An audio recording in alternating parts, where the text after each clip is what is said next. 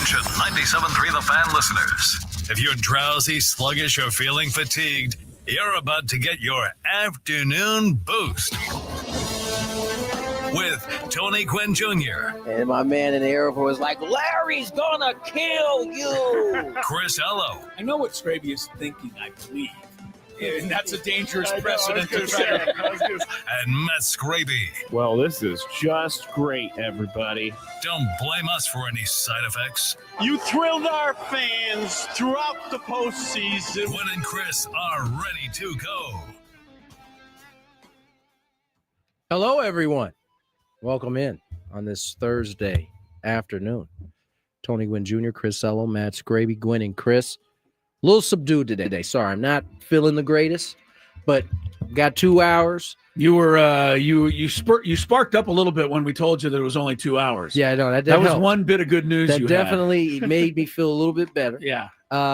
We've got a round table for you at 4. Right. And then we have our draft coverage with all of our experts. Braden Soprano, that's Matt our Skraby. no, Braden Soprano. That's our expert. Okay, Yeah, that's right, it. Fair enough. Skraby and I are along for the ride. What am I doing here then? Well, you're along for the ride. I with am me. a draft expert. Okay. Well, for tonight you will be. I don't Yes. think you're a draft expert. So I know that Shedeur Sanders is being predicted to go to the Steelers at this point. Is that right? The That's odds the makers latest. out there. That's are the saying latest. that. I think there's a good chance he won't get drafted in the first round at all, unless somebody trades up into the first round to get him. But that's for later on. Yes. Save that That's for later on. The hard-hitting coverage. We that will have starts at hard-hitting 5. coverage. Yes. Padres day off. 2 and 4 on the road trip. We covered a lot of this during the roundtable. You get to hear it, as I said, at 4. But 2 and 4 on the road trip. Come home. You got really a quick homestand. 3 coming up here against Tampa, and then another off day Monday, and then 2 against the Giants. Which is finally a team in our division, at least, thanks to the Major League stupid schedule. It is pretty stupid. Well, I should correct that. They did play the Rockies, but I don't count the Rockies. I want people to. I don't want they people are yelling. Accountable, apparently. Right. Where was I going with that? Well, it's a short. Yeah. And then we turn around, and then back to the road. A long one. Pittsburgh, Yankees, Rockies. Ooh, so 6 games and then 3 exhibition games. It might be at the end. There's 2 off days in there somewhere as well. So yeah, we'll see. Hopefully, this Padres happy to be home. I can tell you that though. I think the major thing, and we talked about it as you said at length in the roundtable today. Despite them going 2 and 4, we did go around the room and everybody gave their letter grade for the first 25 games of the season. And they got straight A's. And I don't think there was one dissenter, very hard teacher professor that one decided professor not to give him an right. A. One professor said B+. We won't tell you who that was, Skraby. I actually thought I was going to be like that's what too I high? thought because you went first and you said B+. I thought people can go B and everybody goes A and it makes me look like the makes jerk. you look like the you jerk. kind of are the doomer sometimes. You're the Yeah. doomer of this group. Well, I think That's it was a fair grade. I mean, I don't think you can say if you're kind of an outsider and new to the station, well, you're the Padres station. They pay you guys. They don't pay us, but That's a tired right. argument. That old thing. We don't do that. No. I mean, we are as critical as anybody and often are critical, but I don't see how you can give them anything but an A. They have one of the best records in the league. They're on pace to win 102 games, which is, probably not that likely because it's hard to keep up this pace. But based on that, the pitching has been incredible. They won some exciting ball games. And, the last 2 weeks, they're not just hurt, Tony. They got 4 opening day starters on the disabled list or injured list and a 5th in Jason Hayward, who didn't start opening day, but is normally a starter. So most teams are not going to be successful with 5, key players on the injured list. And that doesn't include you, Darvish, by the way, who would make it a 6th. Right. So, I think they're doing okay. They came up empty yesterday, but as I said yesterday, the fact that they were able to squeeze out a couple of wins on that trip was important based on where they are right now. Yeah, no doubt about it. And, it's for the Padres. Let me get my ear thing. It's just Here we go. Both of them. For the Padres, I think that oh boy, there goes the computer. It's really going to turn. The onus now is going to fall on the pitching, right? Because what are you missing? Cronenworth, you're missing a Rise, Merrill, you're missing Merrill. I mean, those are three pretty big pieces that kind of make the offense what it is. Yeah. And the pitching's been phenomenal. They're going to have to. They're going to have to shoulder some of the load, at least until you get Luis back, which kind of changes the top of the lineup in kind of a major way, right? Gavin Sheets has had to slide up from the middle of the lineup to hitting second while Luis has been out. And so just merely getting that and one you could piece use back, another guy in the middle of the lineup. for sure. And so just getting that one piece back, how it affects the lineup and the length of it, you start getting 2 and 3 pieces back. Yeah. You see the type of offense we had. And so we do have a better offense than the one that was in there yesterday and even the day before. I mentioned this. For sure. The 4, 5, 6 hitters for the Padres combined for no home runs. Yeah. How many teams field that in the middle of a season, even though we're 5 weeks in? Those are your middle meat of the order guys. But and needless to say, the 7, 8, 9 guys didn't have any home runs either until Diaz hit one on Tuesday. But yes, when Arise comes back, then you get Gavin Sheets in the middle. And obviously, when Jackson comes back, you get him in the middle and Jake. So this lineup, I think, is fine. It's not perfect, but it's fine to me. Look, what they had was getting the job done and then some based on the kind of pitching they have. They don't need, to bash it for 10 runs a game. Right. What was happening earlier was that you had the production at the top. Yeah. Manny was doing this, Gavin and Manny in the middle.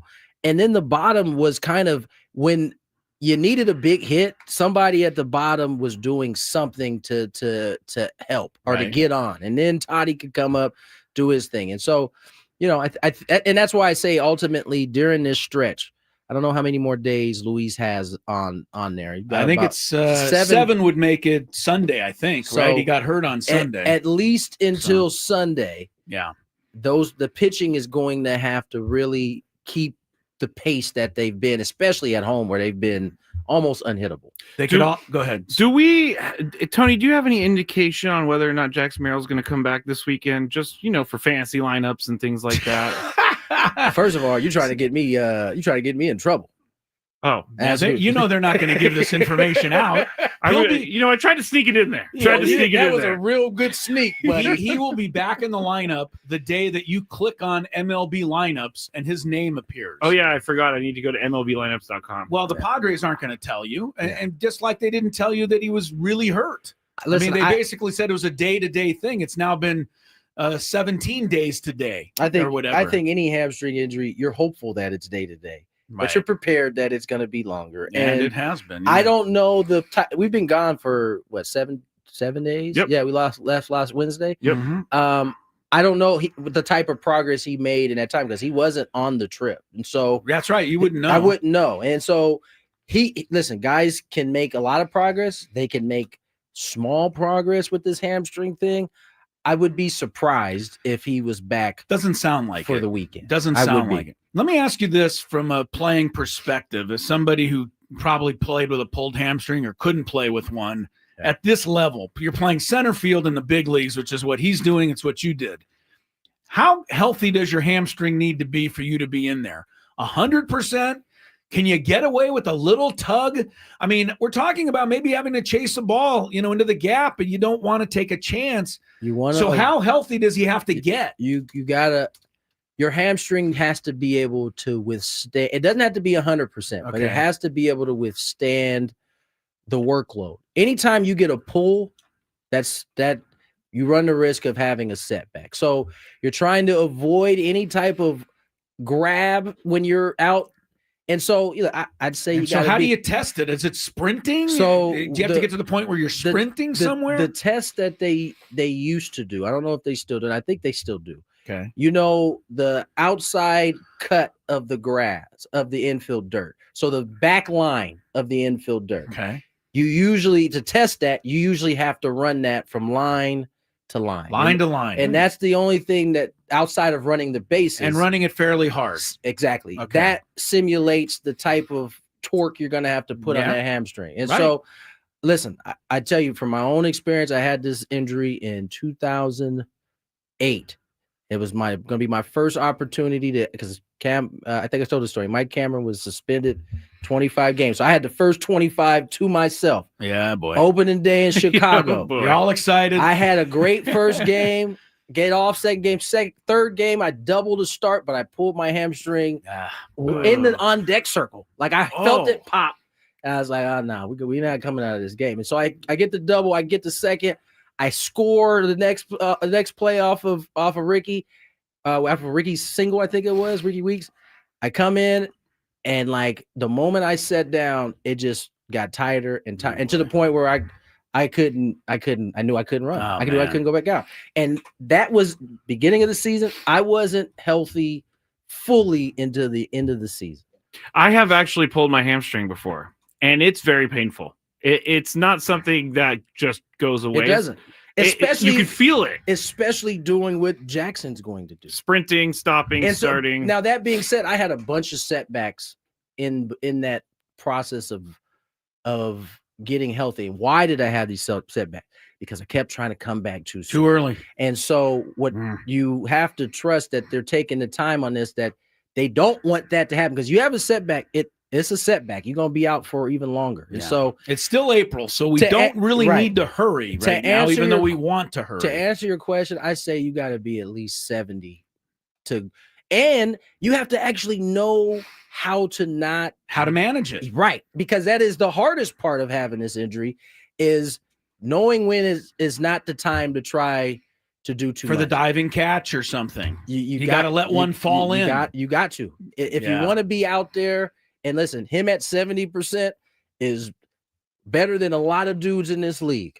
And so take your time, Jackson. Get healthy, because this hamstring thing can be the type of thing that lingers all year if you don't take care of it. Let me add one thing to what you said. Take your time, Jackson, but hurry.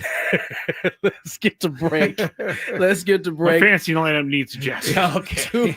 2 hours of Gwynn and Chris, an hour of roundtable, and then that hard-hitting draft coverage by these guys. Chris Ello, Matt Skraby, Braden Soprennett, the NFL expert.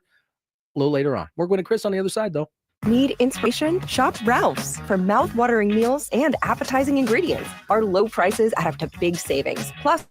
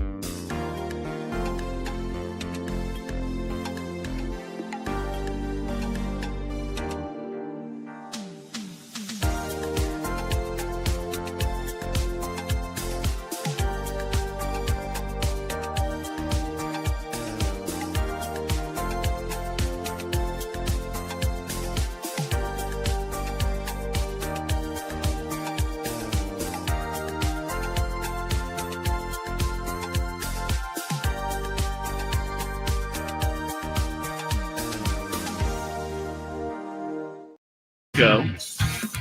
Brew Crew 5, Giants 2. Little good news for the Padre fans out there. Welcome back to Gwynn and Chris. 2:16 is the time. Chris Ello, Tony Gwynn Jr., and Matt Skraby all together in our Odyssey Palace studios. Real quick, did you see the bottom line there? I did not. Did you see Seager?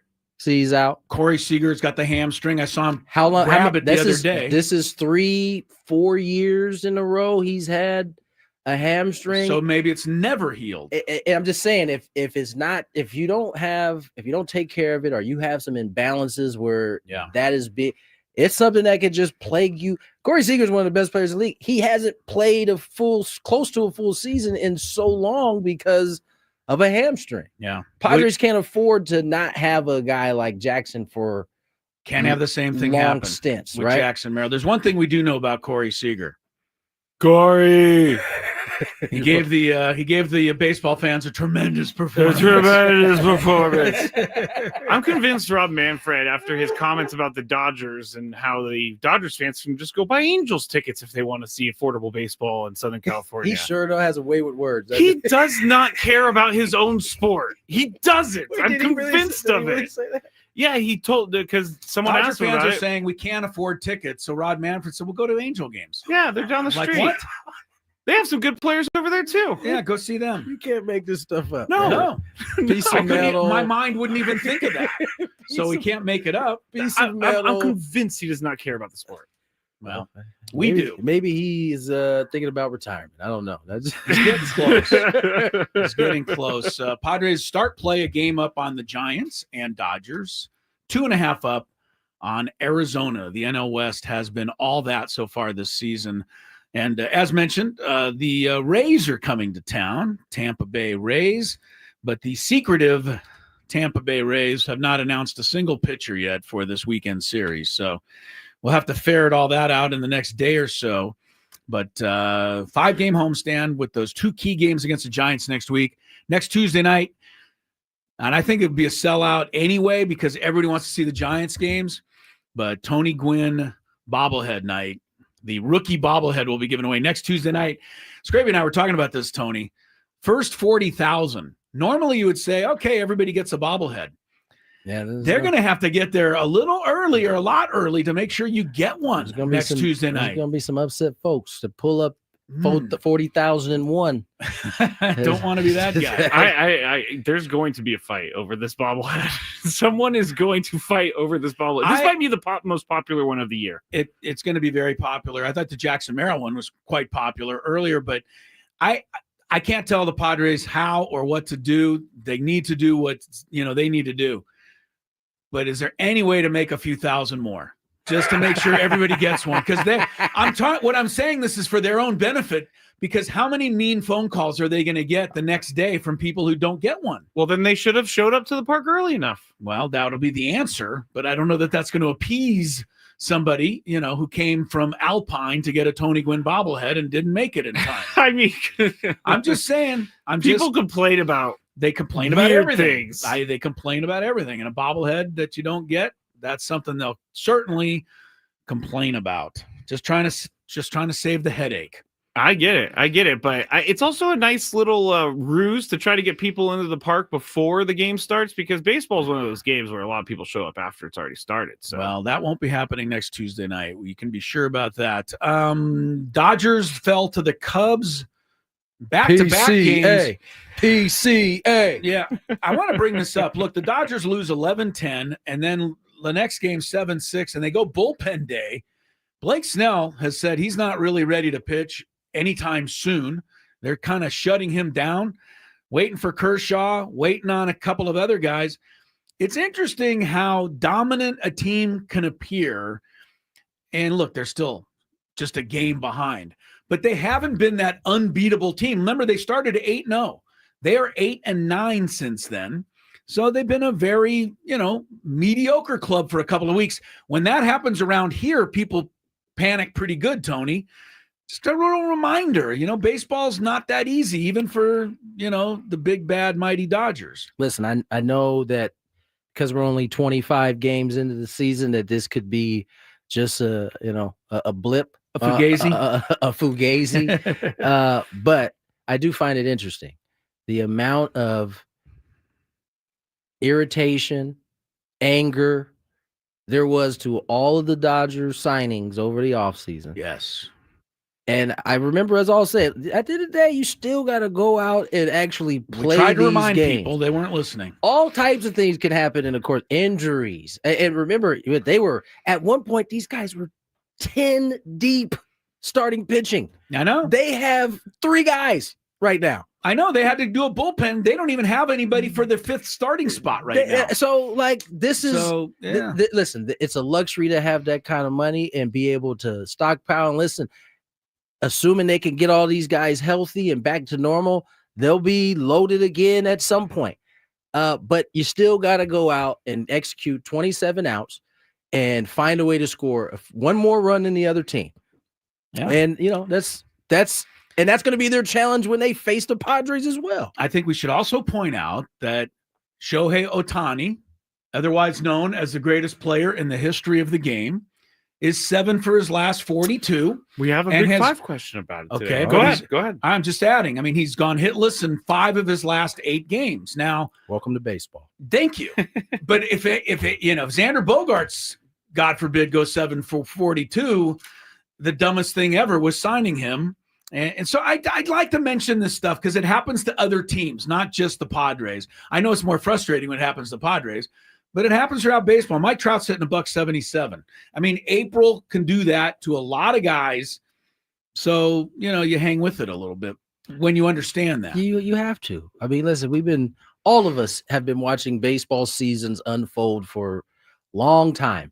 And every year there are stories like that. Very rarely does a team go wire to wire, no issues. Nobody ever slumps. Nobody Yeah, slump. right. Those are when you get like the record-setting years for a team. But by most years, it unfolds exactly like this. There's gonna be some turns, there's gonna be some drop-offs, there's gonna be some just red hot heaters going on. It's part of it. So again, I would advise just go week to week. I can Week do to that. I can do week to week. And Because it literally can change from week to week. true that. Matt Chapman just homered to get the Giants a little closer, 5-4 up there in San Francisco. Jung Ho Lee is a pretty good player. He Jung Ho Lee is. has I've been watching great. him. So is Wilmer Flores. I don't know where he became Yeah. Babe Ruth all of a sudden, but Wilmer's been hot. Just another to jump on your point about everybody screaming in the offseason. Corbin Burns signed with Arizona. What? That's so unfair. They've already got Zach Gallen. They've already got this, that, and the other. Who needs the Diamondbacks to be better? Well, right now, Corbin Burns is 0-1 with a 4.64. Right. Would you rather have him or Nick Pivetta so far? I think the answer is I pretty think easy. it's pretty obvious. So, Yeah. and that doesn't mean Burns by the end won't be back in the running for another Cy Young. But as Tony said, you can sign Corbin Burns. He's still got to go out and pitch, get the job done, and he hasn't been doing it so far. So, and Blake Snell signed by the Dodgers. He's hurt right now. He's only started 2 games. Turns out, what's the other kid? Sasaki? Like he hasn't been he's great by struggling, any stretch. Yeah. So, I mean, I find it interesting that, AJ Preller was the laying in the weeds guy this time. And right now it's paying off. He's always big laying in the time. weeds. Well, that's true. No matter what he does, he's But laying he in the usually weeds. strikes often. Right. This time he didn't strike until the very end of free agency. And so far I think he's got the best free agent. There might be somebody hitting better that I don't know about, but right now you can't, it's hard to be better than Pavetta's been so far. You know that I love going to Reddit pages of teams and looking at what the fans are saying. Is that what you do? Yeah, I love it. It's Well, like Roki- it makes me happy. I didn't know that you were doing this. Real This is quick, interesting. Roki Sasaki does not yet have a win. So He's just 0 for 2. He's 5 0 starts, for 5 starts, 2. no Number 2. victories. TOO. Right. TOO. Yeah. Thank you. So Thank there you go. Yeah. But the Dodgers fans are kind of complaining. I'm like, that is crazy. That is crazy if you're going to complain about It's not how any, It's not that it's crazy. not any crazier than the guy in Philadelphia asking John Kruk if the season's over. that guy knows what he's doing, and he still asks a bad question. John Kruk is hilarious. You can't tee him up like that. No. I mean, he was ready with that answer. Well, He's they got too- 125 he's too- games. It's going to be really tough to make up these 3 games. He's already a smart ass as it is. That's Like, right, You can't yes. you can't throw the lob to him like that. That was yeah. So anyway, yeah, it's still early, but I think it's been great early for the Yeah. Padres, despite the road trip where they didn't quite get out of there. They weren't able to get back to the 500. 2-4 road trip, first losing trip of the season. NBA playoffs continue tonight. We haven't had you much this week yet, Tony. So I do want to ask you about the Lakers game 1 to game 2 and what you saw and what changed. I was kind of, I don't want to say critical, but it seemed weird to me that it's JJ Redick had to give him the fire him up speech for game 2, whereas I don't understand why they weren't up to that level for game 1. When did he give him a fire him up speech? Well, he got a lot of credit for them He winning did. game 2. Oh, well, that was okay. So I watched the guy. I'll explain what Okay. happened there. They were up pretty much all game, and this was like the first time that who they playing? Minnesota. Yeah. That the T-Wolves cut it to single digits. Okay. And so he called a play, and it just seemed like there was some confusion. So he called timeout, and he proceeded, and the Mike's caught it all. He Okay. proceeded to undress all of them, like basically, Yeah. what the are we doing out here? Get your together. Okay. And so then from that point on, That's they went on what an it was. 8-0 run, and then they Okay. put it away. I know LeBron said afterwards that we're kind of used to him doing something like He that. snapped. Yeah. I thought he was snapping at one individual, but when you listen back, he was snapping Okay. at everybody. But Yeah. that being said, a lot of I've realized watching game 1s, a lot of overreactions to game Oh, yes. 1 wins or losses. No, in a 7-game series, that will happen 7 times. You lose the first game. Now that they won the second game, they're back in control. Right. Wait till they lose the third game. It'll be it's ready all to fire over everybody again, again. right. Yeah, Yeah, no. that's how that works in the NBA playoffs. But Lakers are even. The Clippers are also even, and they play What Denver a performance by Mr. Kawhi. My Proud to be an Lord. Aztec Yes, watching sir. that one. 15-19, 39 points. Incredible. This might be the only. No, we got to get it right. This might be the only time I'm rooting for the Clippers because they will be in line to take on the Oklahoma City Thunder, and They I will think give if them they hell. I think that'll be a tough matchup for Oklahoma. Kawhi City. Leonard, man, I just we got a break, and I'll tell you on the other side. More Gwynn and Chris headed your way. Ben and Woods on the Fan. All right, here we go.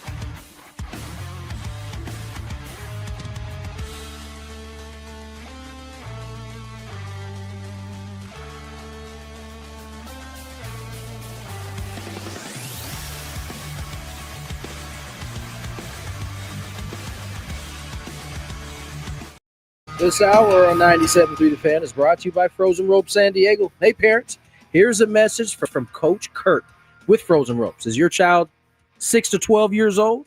Our Baseball Summer League is the perfect fit for your player starting June 16th through August 17th.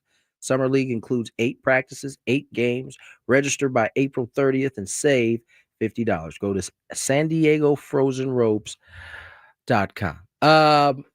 You guys had an interesting conversation about what was it? The Steve McMichael's Bears, and the shuffle and the Super Bowl shuffle. Yeah, that was fun. That was an interesting conversation you guys had. Now you got somebody forwarded you a tweet. Well, they tweeted me a video. Tweeted you a video, which it was a video from 20 some odd years ago, and this is when McMichael and the Bears were famous. And of course, you remember. I don't know, do they still do that? But when Harry Carey was they there, still have special guests do it. Yeah. So some guy came. They always had a celebrity or somebody come in and sing the "Take Me Out to the Ball Game." Steve McMichael grabs the microphone, and before he starts singing, he goes, "Don't worry, everybody. I'll take care of that umpire after that home plate umpire after the game." Now, evidently, there'd been a couple of calls that went against the Cubs. The crowd went crazy. The umpire was Angel Hernandez, of course. And that was the tweet. There's like, Steve McMichael knew about Angel Hernandez before the rest of us. So he called him out in Wrigley Field. Of course, he was kicked out of the game. I'm sure Angel did not take too kindly. I don't think he was happy with that. Now, I don't know how he got kicked out, but I'm sure some security had to come find him, or he might have just walked out. The good thing about a place like Chicago, especially if you're a guy like that, chances are security may come up and say, "Hey, you got to exit," but unless Angel's willing to hold the game up until you leave, until he gets word, right? There ain't really much he's gonna be able to do. Steve McMichael he was pretty well beloved there in Chicago, so I'd imagine even the security guards didn't want to give him too hard of a time. But Angel Hernandez is in midseason form. Yeah. Hey, Blue! Oh, that's my favorite part of it. My favorite. Listen to the end. Angel Hernandez is in midseason form. Whoa, Blue! Whoa. That's a spring training call right there. That was a moment for sure.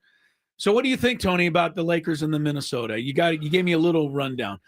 In game 1, Minnesota hit 21 threes. In game 2, they hit 5.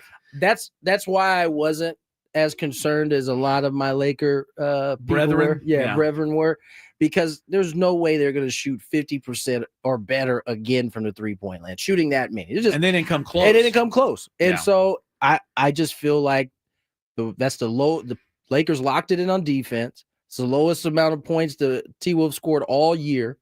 And I just think that we have the superior team. They got one super guy. Lakers got a couple. Yeah, Minnesota's really, it's not that Ant-Man does it all by himself, but when it comes, push comes to shove, he's by himself. Yeah. And the Lakers can go to, Luka. I've not seen him play enough until he got to the Lakers. You'd watch the odd Dallas game. Watching him every single night, you appreciate how great he is even more. They put Gobert on him. Well, they don't put Gobert. They switch him. He's searching that mismatch out. He gets Gobert on him. Poor guy. And then he goes into the lane and he does, I don't know how many moves before he puts up the shot. There is nothing more. Gobert can't. He's jumping up. He's jumping up. He's jumping up. He doesn't know what to do. And Luka's just toying with him. It looks like somebody on ice. Right. But there's no ice out there. Yeah. The mover, he faked the pass and Gobert went looking for it and then shot. That's a problem. Yeah, it's a problem for Minnesota. Now, the other thing, though, I think for the Lakers is the little concern is the Minnesota bench. Again, they scored 43 in the first game. They scored 19 in the second game. Yeah. But the Laker bench isn't giving them much. They're not.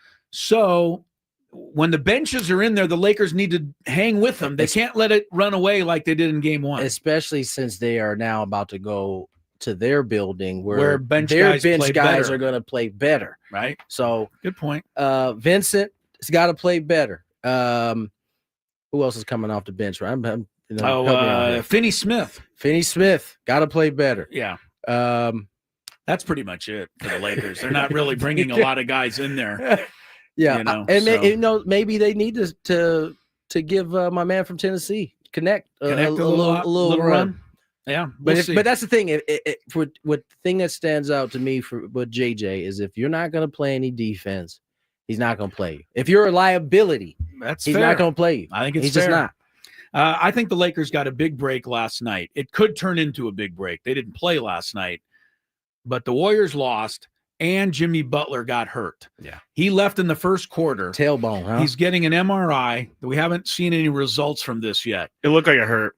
All right. I'm sure it did. He missed the rest of the game. I didn't see any of the game So- when I turned it on. I was like, man, they're getting their butt kicked. Yeah. And then I couldn't find Jimmy. Well, I was like, oh, no, Draymond kind of pushed the guy into Jimmy coming down, and then He Jimmy undercut the guy, but not on purpose. listen, not on purpose. I yeah. will No. say I saw all of game 1 and I saw parts of game 2.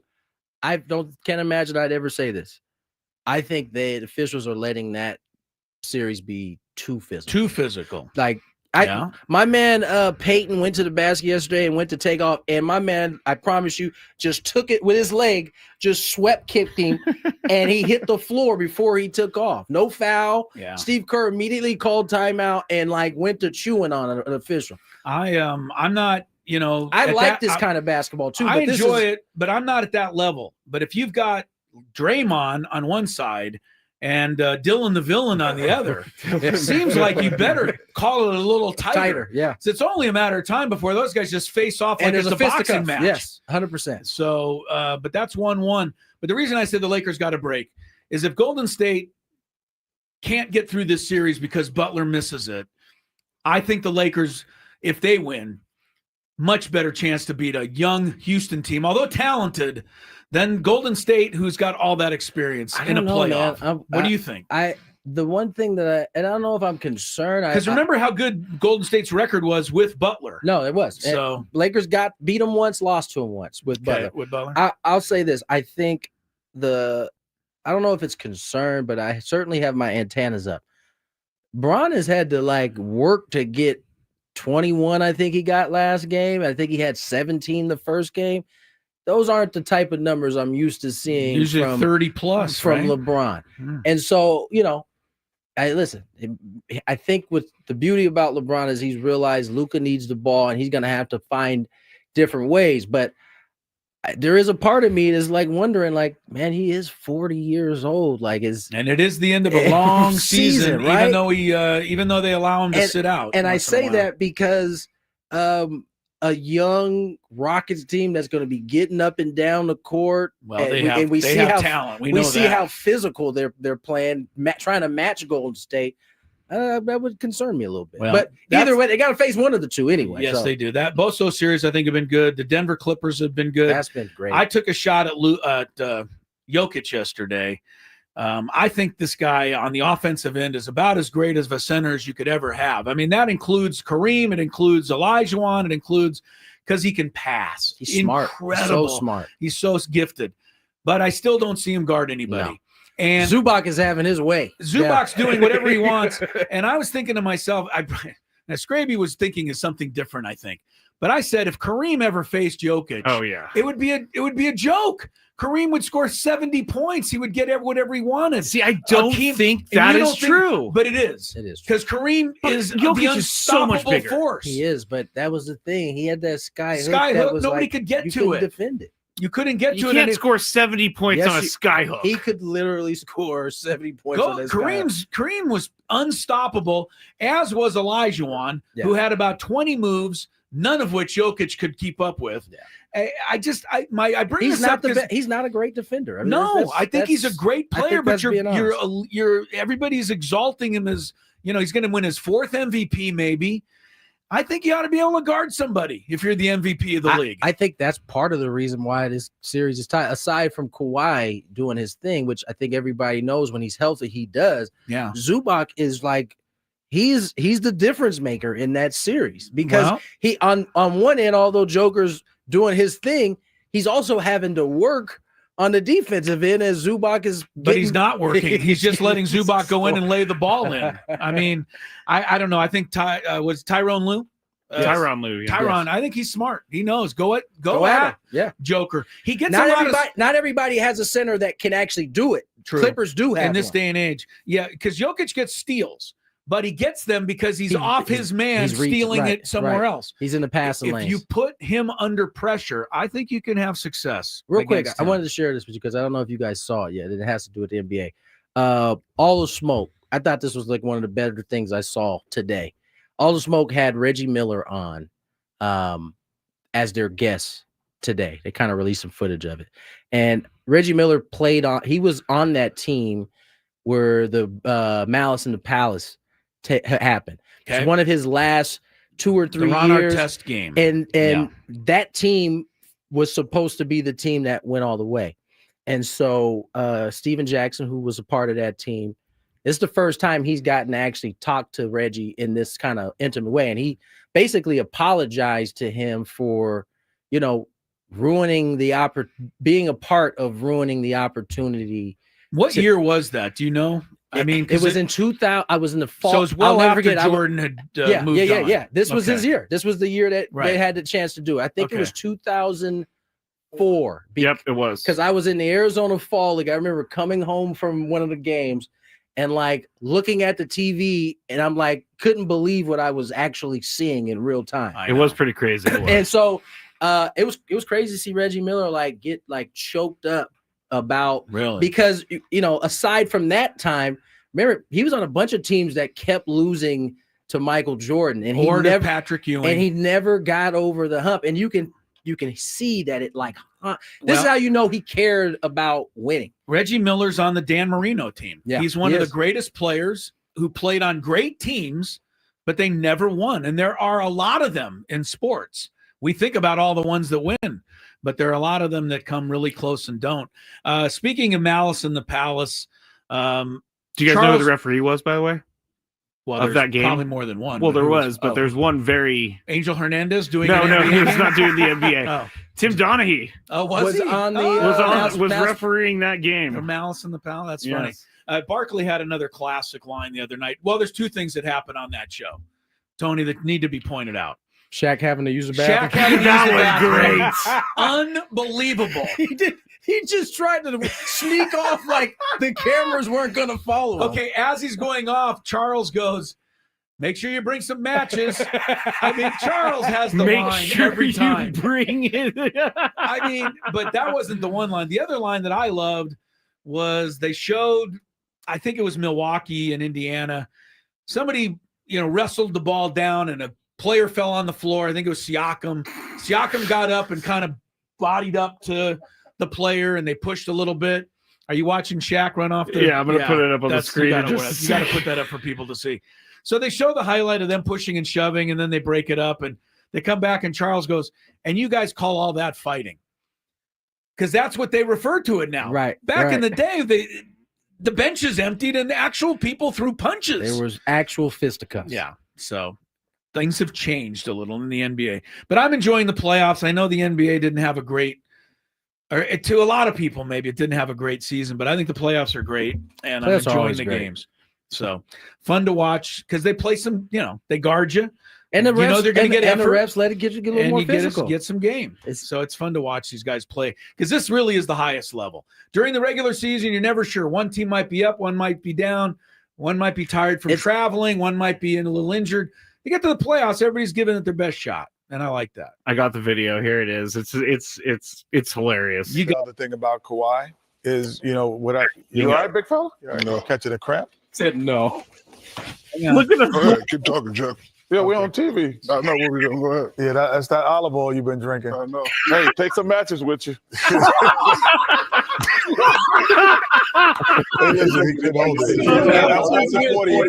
Oh my goodness! And then they follow him to the bathroom. Charles is unbelievable. Turn me up. There you go. One of the better parts of that too is when as Shaq is rolling to the bathroom, I think Katie says, "Hey, make sure you turn his mic off."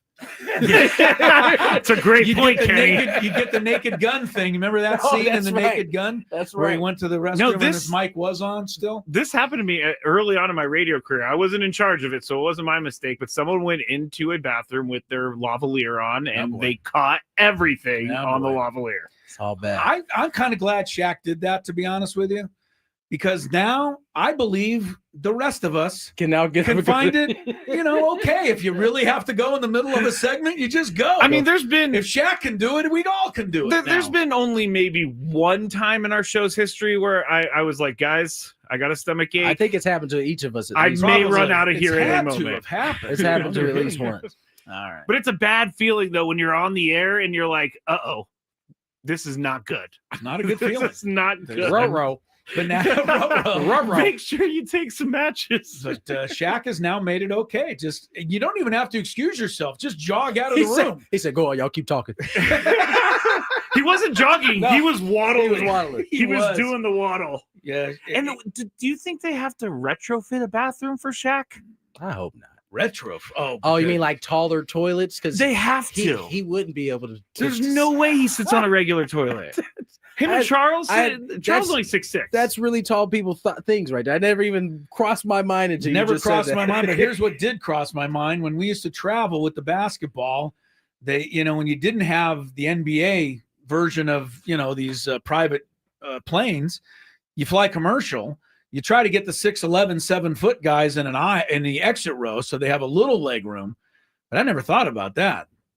If they still have to use the restroom during the flight, it's funny. We can't even fit into one of those restrooms. How's the 7-footer going to do it? Well, they probably make the same decision that most athletes do. They're not going to use the bathroom like that on a flight. Setting. I will say this: we've stayed at a couple new spots this year that.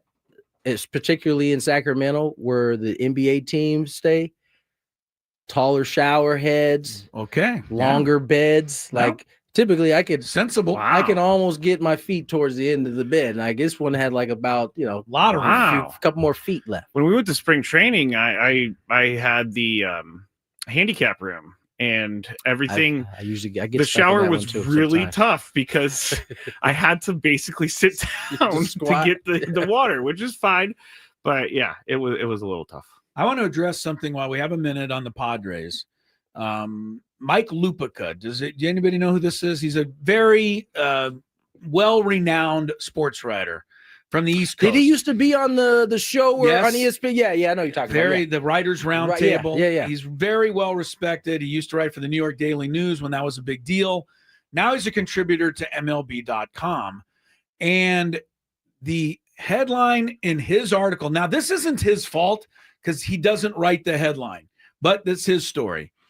The headline in the article on MLB.com today says Pete Alonso is running circles around the competition for MVP. I just want to remind people that Fernando is out here playing. Pete Alonso is having a very good start to the season. The Mets are having a very good start to the season. But I don't like when I get East Coast articles and then they put them on a national stage. And to me, you got to at least mention the fact that Fernando's off to a fairly good start himself. Fair or not? I mean, it's definitely fair. I just don't get irritated anymore. Okay. Because they've been doing this for You're as right. long as I can remember. Good point. They don't, especially Mike. I'm sure at this stage of life, he's not staying up to watch these Padre games. No matter, Then don't write the article. And so you're probably right. He probably should, or at least stay up to watch Fernando play a little bit. Or go to YouTube and type in highlights from last night. Well, I think what happens is people like that who, have been doing it a long time and are really good at it, they want to be thorough in what they're talking about. And so YouTube clips ain't going to cut it for him. He's going to have to stay up till 1 a.m. to finish a game. Yeah. I don't know if that's in his. And I don't want to take it away from Lupica's. From Alonso. He's having a really good start. And I would think those would be the top two at the moment. One on the East Coast, one on the West Coast. And it's April, so it's way too early, right, to be talking about this anyway. But it just frustrates me because we see this all the time. It frustrates me too, Chris. I'm sorry about that, but I'm just speaking for all of us out here that Thank you. would like to see Fernando judged the way he should be at the moment. I tell you this, even though he shouldn't have stole third base the other day, Skraby, and you took a beating on the show for that, the roundtable for that. I don't know ball. Even if You don't know ball. You don't. When did, On that can one, you I don't. do have a serious question. I Yes. know when did it become just ball? And Because that literally can be basketball, football. Well, I think golf. in Skraby's case, it is ball. He doesn't know any of that. He got you on that. I didn't even set myself up. I just love it how people react to some of my things. They're like, man, you are the biggest idiot on the radio. The thing is, they don't even really care that much. I know. That's I the know. crazy part. And then I read it and I'm like, and then they go on with their life. We got a Daily Gambit coming your way. Next, we're going to Chris. Woo.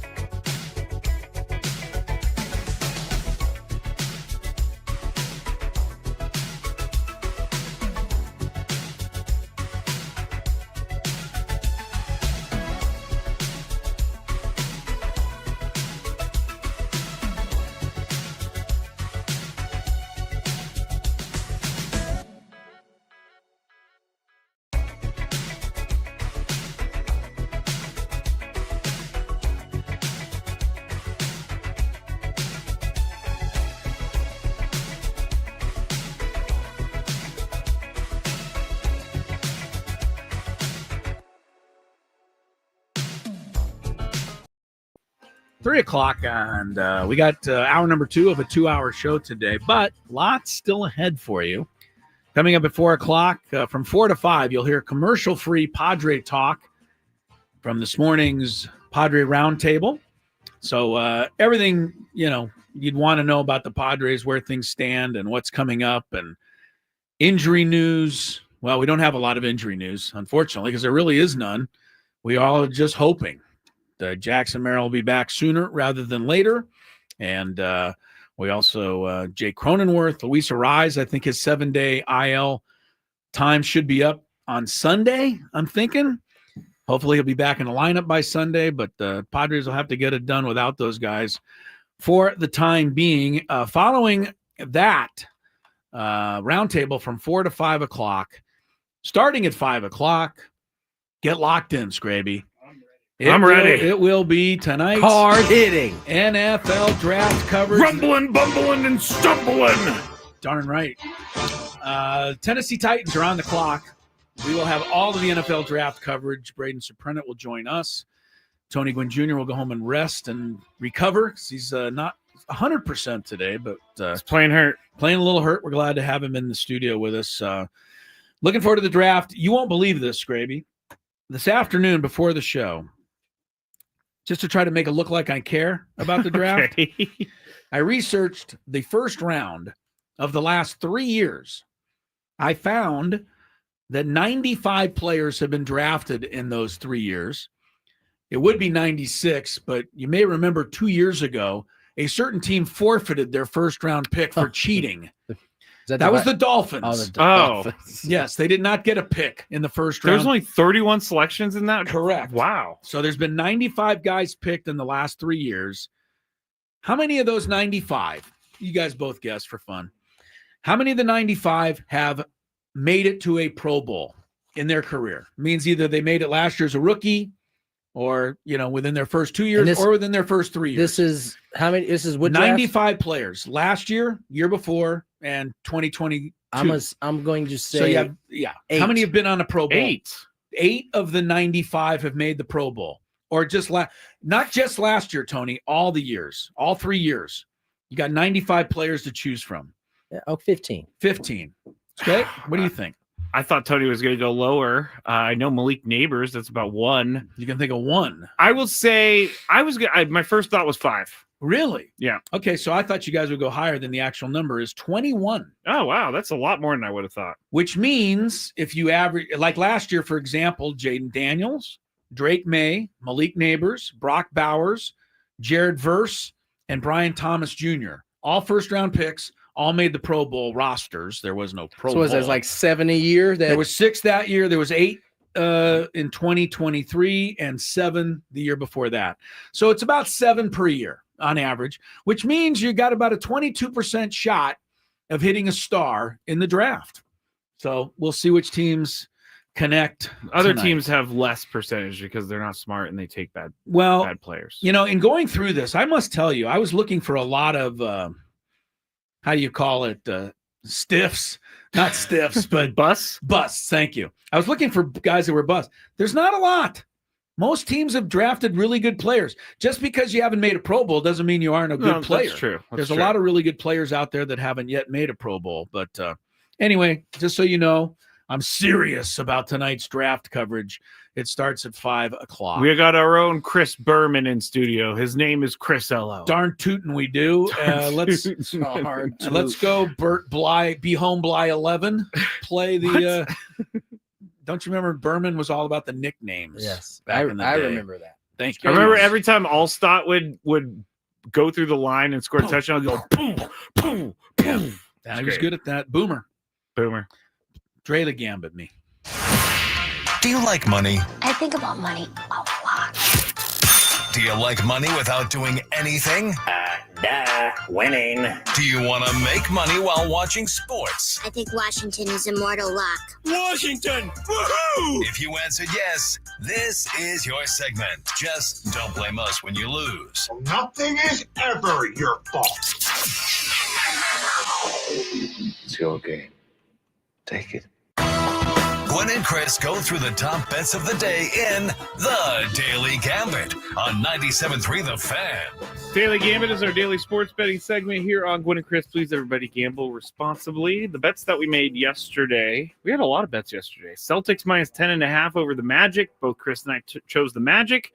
Celtics won, but they only won by 9. So Thank you, we win that one. Thank you, Celtics, for conceding a layup to Paolo Banchero with 1 second left in the game.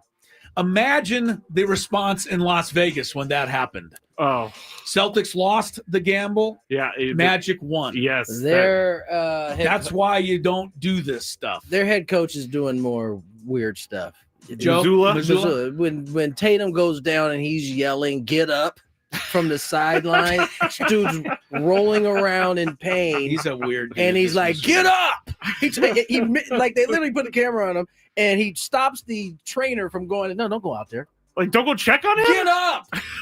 It's like, yo, what? There's something about the name Missoula that just Yeah. Yeah. Is he from Montana? Is that No, right? he's from that area. Missoula's He's from in Massachusetts. Montana, He's a philosopher, remember. but- okay. I think so. Okay, next bet. Cleveland Cavaliers and the Miami Heat. I almost call them the Chicago Heat for some reason. No such thing. Cavs minus 12. Chris chose Heat. I chose Cavs. Cavs won the game, but they only won by 9, 121-112. So Chris wins that one. Golden State at Houston. Houston 3.5-point favorites. We both chose the Warriors. Rockets won by 15, 109-94. Yes, but you can't factor in the Butler injury, No, right? Once no. you bet, you've lost that one. Yeah. Who scored more, Paolo Banchero or Donovan Mitchell? Both of us went Banchero. Banchero at 32. Donovan Mitchell, 18. So we get that one. Steph Curry I over thought under. Donovan Mitchell had 30. I just want to be accurate. He had 30? I think Banchero beat him, but I think Had 30? I think you're looking at the D Mitchell Ruh-roh. who plays for Miami. Oh, maybe. Yeah, there's a D Mitchell on Miami as well. You might have looked at him. I thought. Oh, I did. Yeah, I think Donovan had 30. Yeah, he didn't quite make it to Miami. I know D that there was, Mitchell. Who there- the heck is that? There's another guy, and he wears number 45 He does. also. He does. That's why it was so confusing. Very confusing. Yeah. Very confusing. Donovan Mitchell had 30, but Right. still Banchero wins. Yes. Steph Curry over under 4.5 threes. Chris went over. I went under. Steph had 4. Hate that. Kings minus 1.5 over the Edmonton Oilers. We both went Edmonton. Kings won big, 6-2. Good job, Kings. You're up 2-0. Total score in the game between the Stars and the Avalanche over under 6.5 goals. Chris went under. I went over. Dallas won 2-1. So they only scored 3 goals. It was under. Right. Cubs Dodgers over under 9 runs in last night's game. Chris went under. I went over. 7 plus 6 equals 13. Yes, it does. Cubs win. I win. And then KC Royals minus 1.5 over the Rockies. Game was PPD. PPD. We both went 4-4 yesterday. We have time for today's picks. Here we go. The Knicks are on the road at Detroit. Game 3 tied at a game apiece. Knicks are favored by 1.5 on the road. I don't know if you saw this, Tony. Detroit's win the other night was their first playoff win since 2008. I mean, imagine rooting for that franchise for 17 years. That same team that had a bunch of people suspended did end up making the playoffs that year. Yes, but they hadn't won a game since. But they this Cade Cunningham's okay. Okay. He's given the Knicks a lot of problems. This guy is. Yes, I he like is. him a lot. Yeah. He Do you can like him play. tonight in game 3? I do. Okay. You go with the Pistons. I think the experience of the Knicks wins out tonight. Pivotal game. I'll take the Knicks. Minus 1.5. Scrape? Knicks. All right. Oklahoma City minus 9.5 at Memphis. It's in Memphis, but Oklahoma City's won the first 2 games by a combined 70 points. I got to take Oklahoma City even on the road. They just seem like they're way too good for Memphis. No matter what Ja tries. And Ja is really, he's going 1-on-5 and he's still scoring. But is that what he needs to do, though? I don't know. I mean, I don't see them having much of a chance unless that happens. So I'll take OKC and give the points. It's a lot to give on the road, though. Scraby? Okay. 9.5. I think this is a do or die game for Memphis. Kind of. Yes, it is. So I'm gonna say Memphis. All right, Tony. I gotta go with Memphis. You're going with Memphis. Yes. Okay. Just rooting for OKC to wear out a little bit, aren't you? Exactly what you see right through. Yes, I do. Clippers at Denver, or home to Denver. Sorry, Clippers are home tonight. Yes, and they're giving 5.5. That was very confusing. Clippers at home minus 5.5. Okay. I think Skraby's first. Series is tied at 1. I'm gonna go Clippers. Clippers. All right, Tony. You hate to bet on the Clippers, I know, but you love Kawhi like I do. Yeah, this is another strategic play right here. I'm going Clippers here. Clippers. I trashed Jokic earlier, but I still think Denver's a championship type team. You just said he couldn't play defense. He doesn't, which is true. I don't know if you trash him. Right. I'll take the Clippers also. I'm rooting for Kawhi here. Who scores more points tonight? Sean Gilgeous-Alexander or Jalen Brunson in their games? SGA -3. So SGA would have to score 4 more to win the bet. Then who? Then Brunson. Jalen Brunson. Yes. SGA versus Brunson. They're in different games, but who scores more? SGA has not played well yet. He didn't look good the other night, and he still got 25, but he was struggling. For sure. Brunson looks incredible. Just won the Clutch Player of the Year award yesterday. I'm going to say, who's going to be better on the road? I'm going to go Brunson. Brunson on the road. I say SGA bounces back after a subpar performance. I'll take him tonight. Scrape? I'll go Brunson. Okay. Let's take a break. We got a few more to do here, but let's catch up on traffic, and we'll sneak these in and keep rolling toward our Padre Roundtable at 4 o'clock. More Gwynn and Chris when we resume. Now at Verizon, we're locking in low prices for 3 years guaranteed on my plan. And you can get a single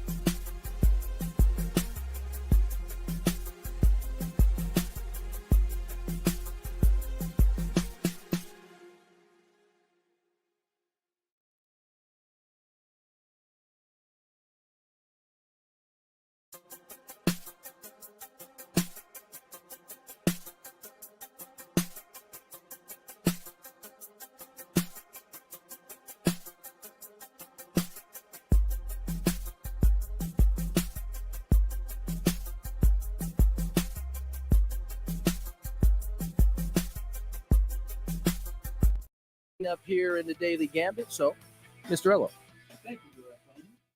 Giants are still trailing the Brew Crew, by the way, 5-4, bottom of 8, but the Giants are threatening. Runners at second and third, 1 out. Yaz is at the plate. He already hit a home run today for the Gigantes, and he stays alive on a foul ball. We'll keep you up to date on how that game goes. Padres are a game up on the Giants. Spot right here. Yes, game up on the Giants and the Dodgers. Dodgers are idle today, just as the Padres are, getting ready to host Tampa Bay tomorrow.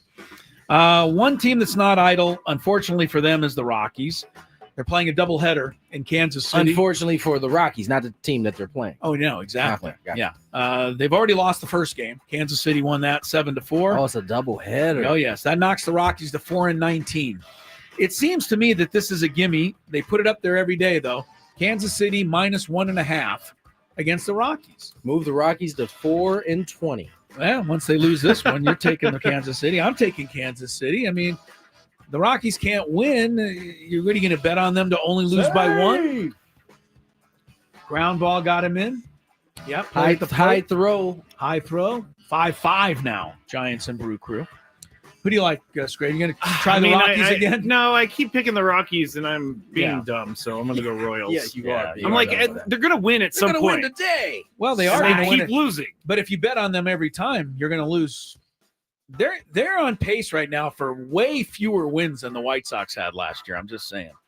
We mentioned Corbin Burns earlier. He's struggling, but he's starting tonight against Tampa Bay. Before Tampa Bay comes here, they play Arizona one more time tonight.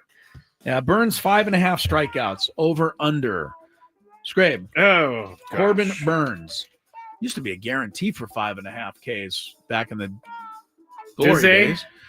But what do you think here? I'm just going to go over.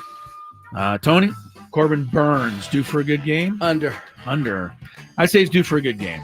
Although I think Corbin Burns, like Dylan Cease, who shaved off the beard, I think Corbin Burns looked more Corbin Burns-like when his hair was flowing all over the place. He's making too much money to look like that. He's got to look buttoned up. He's way too buttoned up. I don't recognize him out there. Stanley Cup playoffs are going along here. Tonight, Vegas is at Minnesota. Winnipeg is at St. Louis. This is just a coin flip. Which game scores more goals total? I don't know how you would be able to scout this, but flip the coin. Tony, who do you like? Vegas at Minnesota, Winnipeg at St. Louis.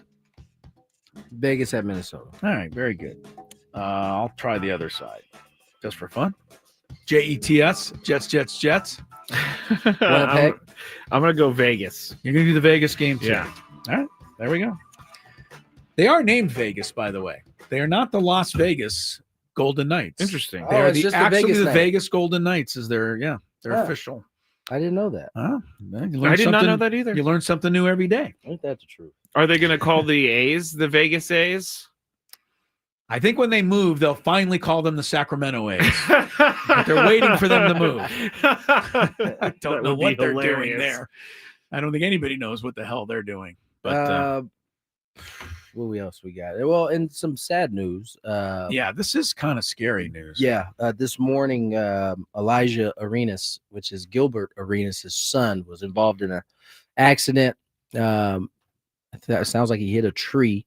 It's at 4:45 a.m. Before you jump to conclusions on what the young man was doing, no one knows. Yes, we don't know yet. We do know. Let's not. I have heard Gilbert talk about these 5 a.m. workouts that he makes his son do. So that maybe he was on his way to a workout. Hopefully, workout. And he was just tired. Maybe we'll something find out. like that. I hope. I don't want to hear that he was speeding, at a ridiculous speed. But it's, the scary part part it's not is fair to assume that when the fire department showed up, he was already outside of the car, but they have put him in an induced coma at this point. Which I'm no doctor, but that just doesn't sound good. Yeah, no, it doesn't. Never sounds and I good. read a little bit about it. It's to usually protect the brain when some of the other steps haven't necessarily worked. So hopefully, Elijah gets better, and this isn't. When you're laying there as a patient in the hospital, if they came up and said, "I think we're going to put you in a coma," I would argue against it personally. 1,000%. I would need a lot of convincing for sure on that. But hope that young man is okay. Yeah, no doubt. Tonight we went over these games a little bit earlier, but you do got the 3 NBA. New York Denver tips off in about 38. What was that? I just saw the car, the picture of the car. Yeah, it's it looks pretty beat up. I mean, he went right into a tree. Yeah, and it totally just totaled the car. Yeah. So well, let's let Tony's right though. Let's just wait till they come up with what they come up with. New York Detroit tips off in about 30 minutes. OKC Memphis 6:30. Denver LA 7. What you guys? I know what we could ask Tony. I'm so happy this popped in my head. Do you think that Shedeur Sanders deserved his number retired at Colorado? Keep in mind that San Diego's own Rashaan Salam, who won the Heisman Trophy, does not have waited 23 years to get his. I'm torn on this one. Okay. I think that based on where their program was at and where it has come in short time, I understand it, but I also understand guys who have been a part of that. What's the famous defensive player that played for the Steelers that went to Colorado? Brown? Famous Steeler. He was a good Steeler. I don't know if he's a famous Steeler, Yeah, but okay. he played for Colorado. What position? Do you He know? was defensive end, I Okay. think. Yeah. Long story short, I see some of, and he spoke on it specifically, saying this isn't about them not getting it retired or me hating on them getting retired. It's about really trying to get some of the guys that I played with that are certainly deserving of getting in there, speaking up for them. And so I don't know. I think I can see it on both sides why some people are not feeling it. Yeah. But It Travis seems Hunter, like- I understand. He won the Heisman Trophy. Yeah, well, but I don't know. Sanders he's brought a lot of acclaim to that school. That's the only thing I would say for that. Giants just took the lead 6-5. Christian Yelich dropped the fly ball. No, Come he on. did not. He didn't? Well, he got an error. No, I'm saying He did. I didn't believe you. So I think he did, yeah. Anyway, the Giants had I didn't mean it like he didn't actually do it. Yeah, You know what, Chris? No, he did not. I didn't see the play, so maybe he didn't, but I just saw them flash up E7. That wasn't what I meant. Sorry. Yeah, so the Giants are back in front in that game. One last thing before we go to break. 2 things happened last night in the Texas Athletics game that hadn't happened in a long time. Anybody know what they were? I didn't see this. All right. Jock Peterson had been in an 0 for 41 He slump. got a knock. Got a hit last night. Good for Jock. To break that. He was closing in on the all-time record. Crash Davis once went 0 for 54. Crash Davis. Remember You that know who guy? his son is? His son plays for the Giants. No. He's the center fielder, McCray. That's his son. For the Giants, For the McCray. Giants, McCray. That's Chris Crash. Davis's son. That's Crash's son. Interesting. Did not know. Jock Peterson's off the schneid.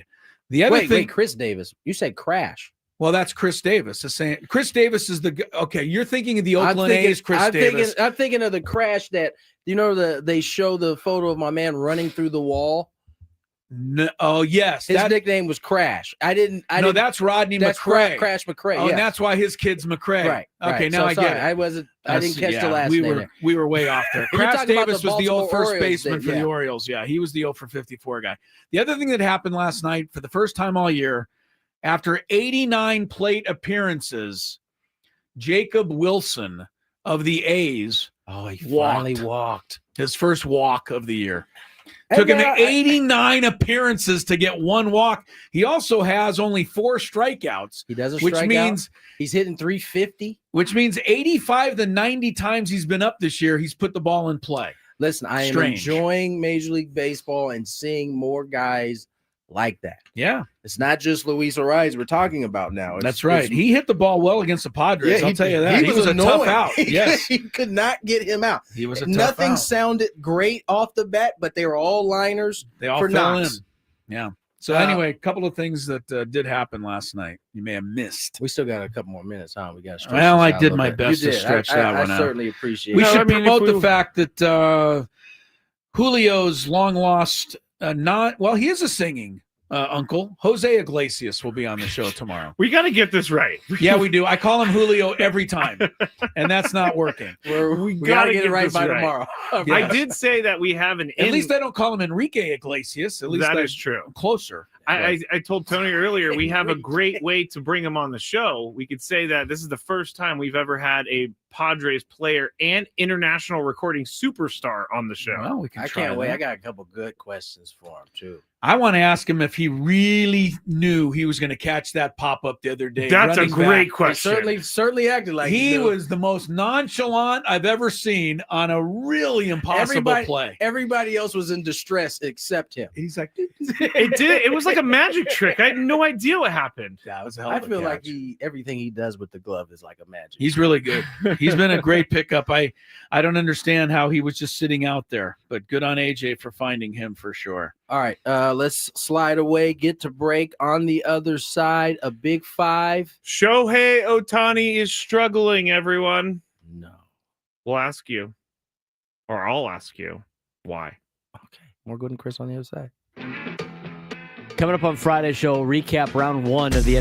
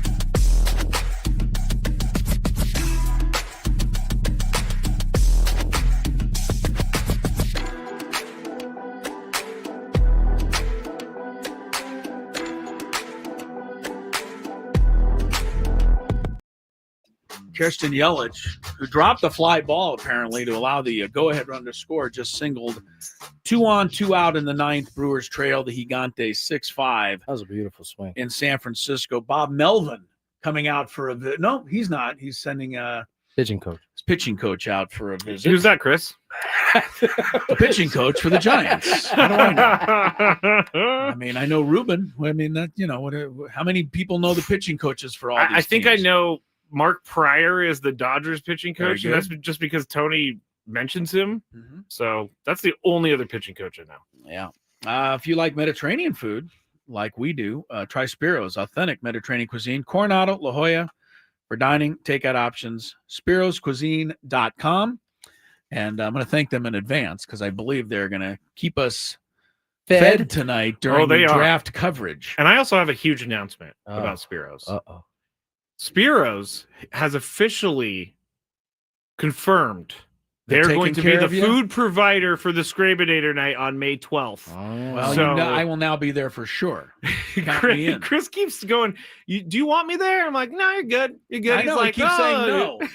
He's like, no, we don't really need you there. The Skrabinators loved having Chris there last time. So I guess Chris is going to be there, and the Giants have just beat the Brewers. Hoskins popped out to center. But anyway, Spiro's is going to be providing the food, and I'm very appreciative of Spiro's for doing that. April and Sharon, they are great. I mean, they jumped at it last year, and I was like, really? You guys want to feed the Skrabinators? They said, absolutely. I'm telling you, man, you go to Spiro's. I mean, I don't say this in the ads, but you mentioned that you hear about them on our show. You're going to get they're going to take care of a you. little extra treatment. Yeah. I mean, they just love us. They're going to love you. I mean, Spiro's is a great place. Oh, it's so good. All right, Scrabe, we got to make way for the round table at the top of the hour. So we better get to your big five after traffic. From the 855 Get Ross Traffic Center, protecting San Diego after accidents or injury, here's Kelly Danek. Accident has cleared on the University off-ramp northbound 15, northbound 805 before Governor. We're getting reports of some debris in middle lanes, and an accident has cleared in East County, westbound 8 near Mullison. And Kelly Danek with Gwynn and Chris, San Diego's #1 sports station, 97.3 The Fan. It's that time of the show when we check on the latest in sports. Only the most important topics and questions are brought to light. Stop what you're doing and listen. These news stories will astound and amaze you. The one, the only. Oh my God, who the hell cares? The Big Five starts now on 97.3 The Fan. All right, I had a question on the chat about. Oh, sorry, Chris. No, go ahead. The Skrabinator night. Just go to 97.3thefansc.com. Click the contest page. You'll see it. Click there, and then you can enter to win. I'm going to be picking 19 other fans out there to go to the game, and I'll do that the week before the event. May 12th is the big night. Yes. Against the Angels at 6:40. You get to sit in the Odyssey Suite, so make sure you sign up for this. Yes. Good what were you deal. going to say, Chris? I was going to ask you if you know who Muhammad Kamara, Patrick McMorris, Elijah Higgins, Ryan Hayes, and Cameron Good are. Oh, I thought that was one name. Those are all Miami Dolphin draft picks the last 3 years. No wonder they stink. We'll have the draft coverage coming up at 5 o'clock. Chris is over there getting ready for the draft. I'm getting ready, getting baby. mad at his team. I'm already mad, yeah. All right. We're going to talk about a couple different things here. Shohei Ohtani, German Marquez. Actually, it looks like everything is football except for Shohei, and then Jack in the Box announced something that we're going to talk about at the end of the Big Five. So, Number 5. Rockies right-hander German Marquez fanned the Royals' Vinny Pasquantino, the Pasquatch, to end the 4th inning today to become the first Rocky to strike out 1,000 batters while pitching for the team. He has exactly 500 strikeouts on the road and 500 at home. And Marquez surpassed Jorge De La Rosa for the club lead in strikeouts last July 14th, which turned out to be his only start of the season. All right, Chris, you're the resident Rockies guy. If German Marquez pitched somewhere else, would he be an ace? An ace, no. I think he'd be a solid number 3. I mean, the guy has pretty much tortured the Padres until this year. I mean, they got him, and it was a bunch of defensive mishaps that put him behind the 8 ball. He can pitch. I don't think there's any question. I don't have his home and road splits for his career. But I think he's a good big league pitcher, and you got to give somebody credit for being willing to stay in there at Colorado and do the best they can. I mean, no matter what you do, Tony, you're going to have games where you give up 8 runs, and you just got to hang with it. And Marquez has done it probably more than most guys in his career. But I think he's a pretty good pitcher. I do. What do you think, Tony? Would he be an ace on another staff? No, he wouldn't be an ace, but he'd be a solid number 2, a strong number 3. Yeah, he's got that kind of stuff. He just pitches for the Rockies, honestly. I think you can make the argument that had he come up somewhere else, he might have had a chance to be an ace. I just think at this point he's had Tommy John now. Yeah, twice now. Probably trying to overthrow. Right, and so he's got 3.94 ERA career on the road. Very presentable, 5.07 at home. So there you have that. All right. Number 4. There's something happening with the Dodgers and Shohei Ohtani that we may be seeing for the first time. Shohei Ohtani is in a slump to start the season. In the past 15 games, he is hitting .226 with 3 homers and 21 strikeouts and 62 at-bats. Dodgers manager Dave Roberts thinks he is trying to do too much, says swings too long, not taking the pitches, or he's attacking pitches instead of never mind. No, go ahead. Get that out. He's attacking the pitches instead of letting the pitches come to him, meaning taking what they give Shohei. Shohei's trying to force it. All right. I wish that 15 seconds I had back in my life. Okay. I go off my script. I try to do something and then I explain it terribly. I said before the year, no one was talking about the shoulder injury Ohtani had fixed in the offseason after suffering it in the World Series. Tony, do you think his slow start is injury related? It certainly could be. He wouldn't be the first. Just to name a couple Bellinger comes off immediately, right? He had it slipped out. He had the surgery. It really wasn't right until the year after he left the Dodgers, right? So it took a long time for that shoulder to heal. There's another one too I'm missing that also had wasn't Jesse Winker? I don't know if it was Winker. MVP level player? Like a good player that had to it took a while for the shoulder to heal. I mean, Toddy, he's another one, right? He had his surgery. It took a while for that to kind of get back to being something somewhat normal. It could be. Listen, I think a player this talented, it's either that or he's just going through, what everybody goes through. He's a new papa. A little slump. Maybe he's thinking about his daughter at home. Or maybe he's just in a slump. Shohei doesn't go in slumps. Maybe the pitchers are just getting him out right now. I know. Beautiful wild thought. It's a beautiful thing. Chris? Shohei last 9 games, I have him at 171 even. So he's even gotten lower worse than you thought. I remember once the Lakers lost a playoff series way back in the day. And it was the same spring that I think it was James Worthy, Byron Scott, and Michael Cooper. Their wives all gave birth to babies at the same time late in the season.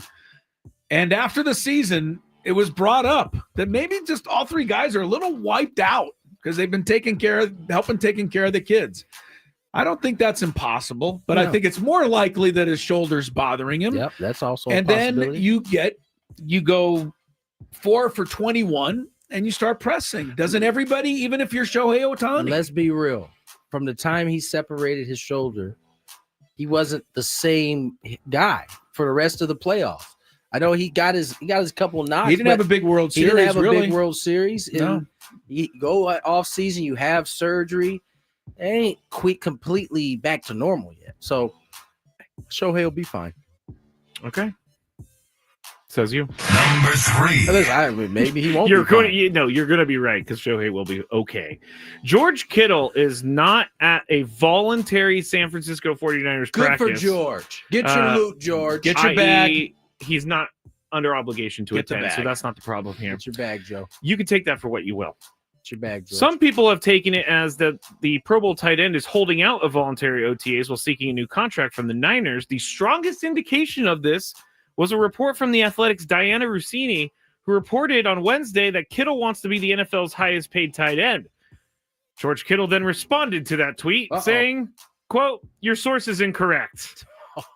So leave it to George. Yes. Chris, do you think reporters just make stuff up sometimes? Some reporters. I think in this day and age they do, and it's too bad.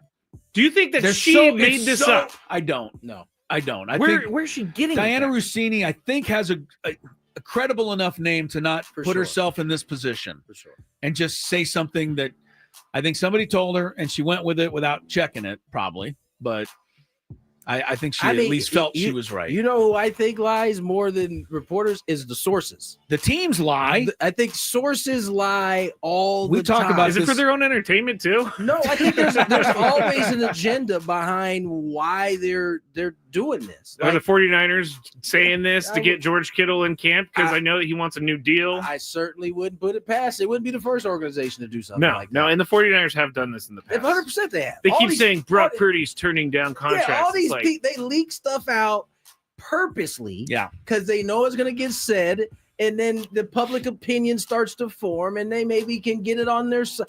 There's all kinds of shenanigans going on when it comes to this stuff. George Kittle deserves to be a highest paid tight end, and here's why. He does everything. He does block, which is not more than a just lot of these guys. It's not just he's out running routes, catching touchdown. He blocks. He does everything. I can tell you as a guy who he's actually a old school tight end. I can tell you as somebody who had him on my team 2 years ago, I think he blocks way too much. They don't throw him the ball off some games. Really, they don't. In some games, he has 3 touchdowns. Right. Yes, right. But I mean, Tony's right. He'll stick his nose in there, and that's rare in today's tight end's position. I do love on the community notes on Twitter where people like fact check. It said George Kittle has responded, "Your source is incorrect." Good for George to call it out too. I like that part too, for sure. The community notes are always hilarious because it's someone trying to set the record straight on something. Number 2. All right, Chris, this has to do with your team. Former quarterback for really a bunch of teams, Ryan Fitzpatrick, is urging new Dolphin quarterback Zach Wilson to not do something he appears to have already done. How about suit up? That would be a good thing to encourage him. It has something to do with suiting up, but in response to a tweet that Fitzpatrick sent about Zach Wilson, Fitzpatrick said, quote, "It might be silly, but perception matters in this business, and a quarterback trying to resurrect his career wearing the number 0 doesn't scream serious quarterback." Is that what Zach Wilson chose? He chose 0. Oh, brother. Wow. Tony, does a number tell you how serious a guy is? Typically, I would say this is silly.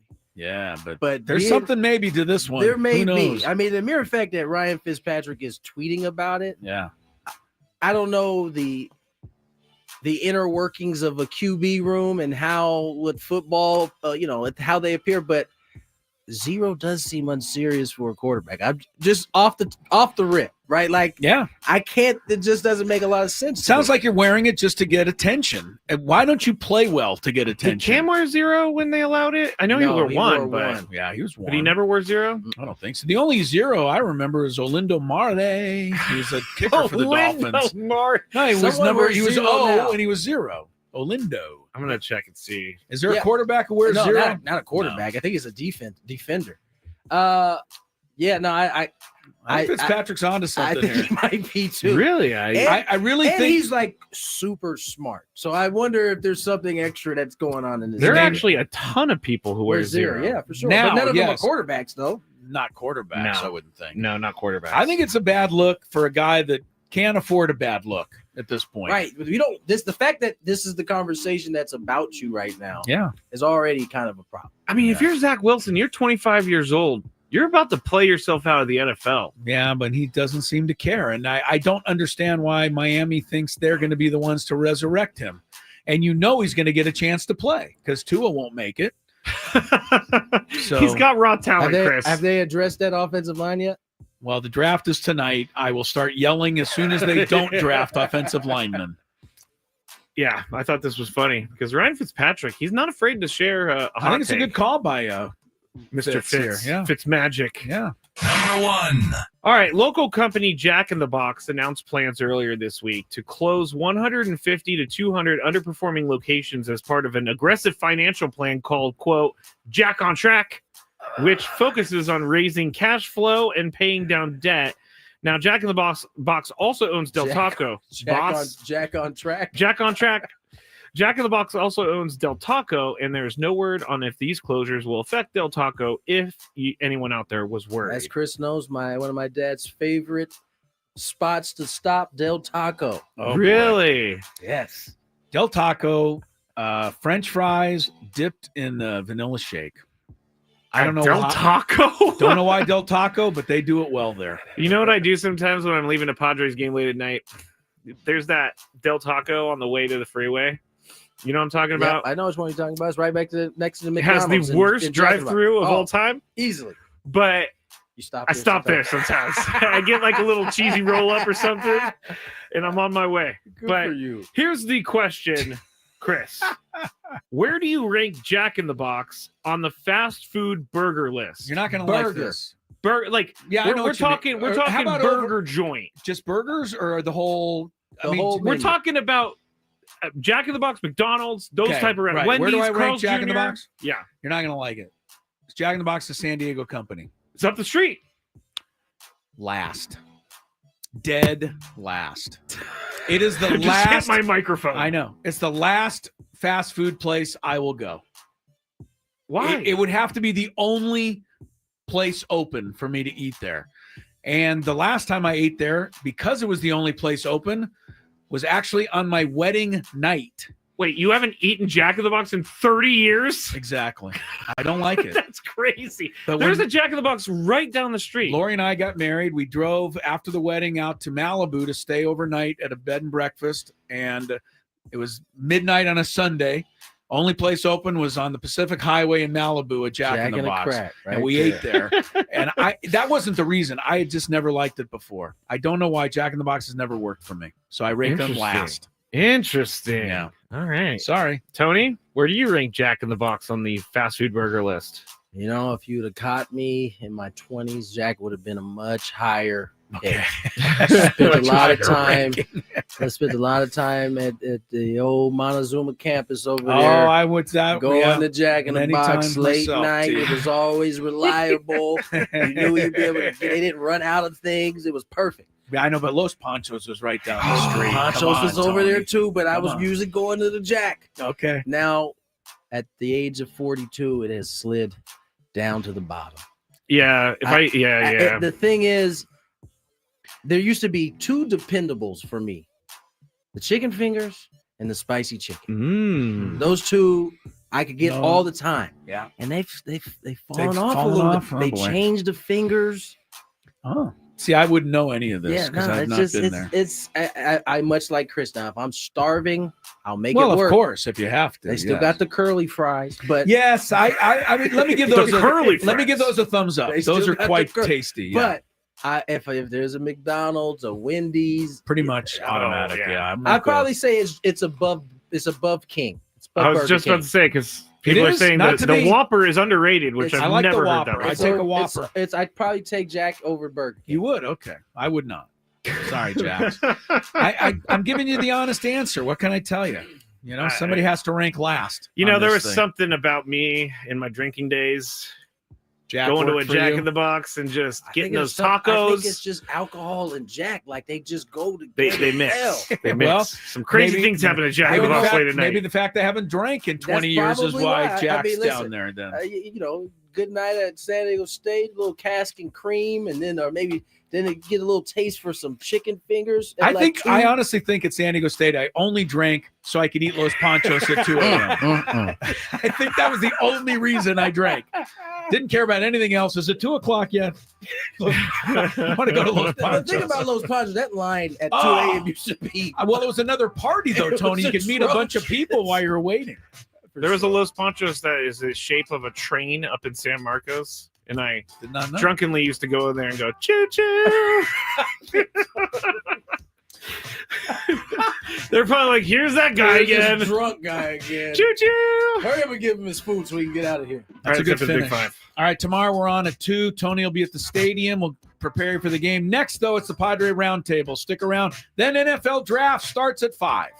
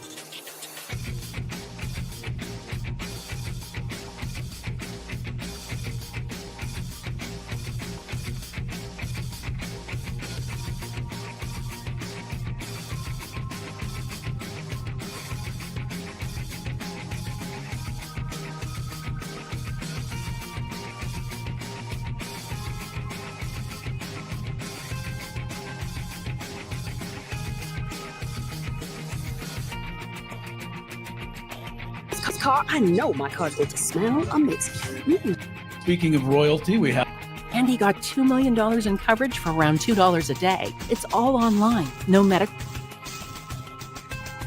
exam. He just answered a few health questions right from his house. Ethos, here we come. Visit ethos.com/radio. That's ethos.com/radio. Sample rate is 10-year term life policy. 35-year-old healthy non-smoking male. Build monthly. Hey, you can watch 97.3 The Fan from sunup to sundown on YouTube. All of your favorite fan talk shows are streaming on YouTube. Just search 97.3 The Fan on YouTube and smash that subscribe button today. KWFN and KWFN HD1 San Diego. Hey, it's Chris the encyclopedia voice of Chris versus the fans. Listen for yourself to Gwynn and Chris, weekdays from 2 to 6 p.m. on 97.3 The Fan. And Odyssey Sports Station.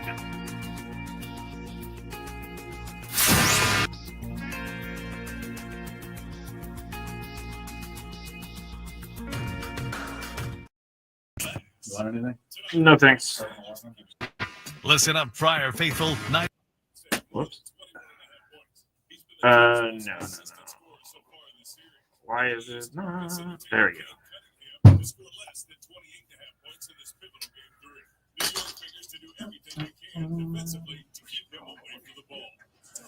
People are trashing McDonald's. I like McDonald's. Yeah, McDonald's okay. I can live with McDonald's. Jack in the Box, I really won't do it. Evan Mobley named Defensive Player of the Year, becoming the first Cavalier ever to win it. What is he? Offensive Player of the Year? Defensive. Oh, defensive. Okay, I was going to say. Oh, they can hear us.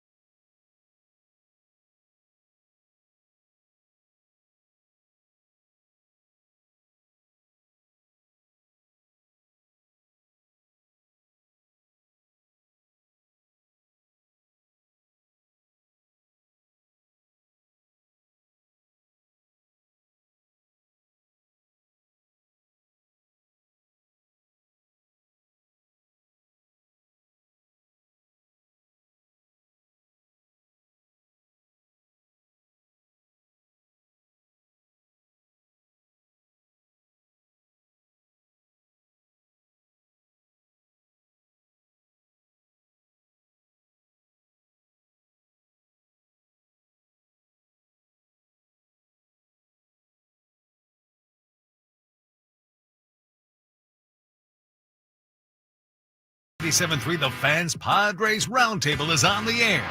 Unbelievable! It's time to discuss everything going on with the Padres. The 97.3 The Fan crew is here for the most in-depth discussion on the Friars in our weekly Padres Roundtable, delivered by San Diego Roundtable Pizza.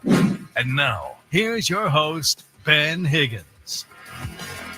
It is the Padres Roundtable, and not Ben Higgins today. Ben is off.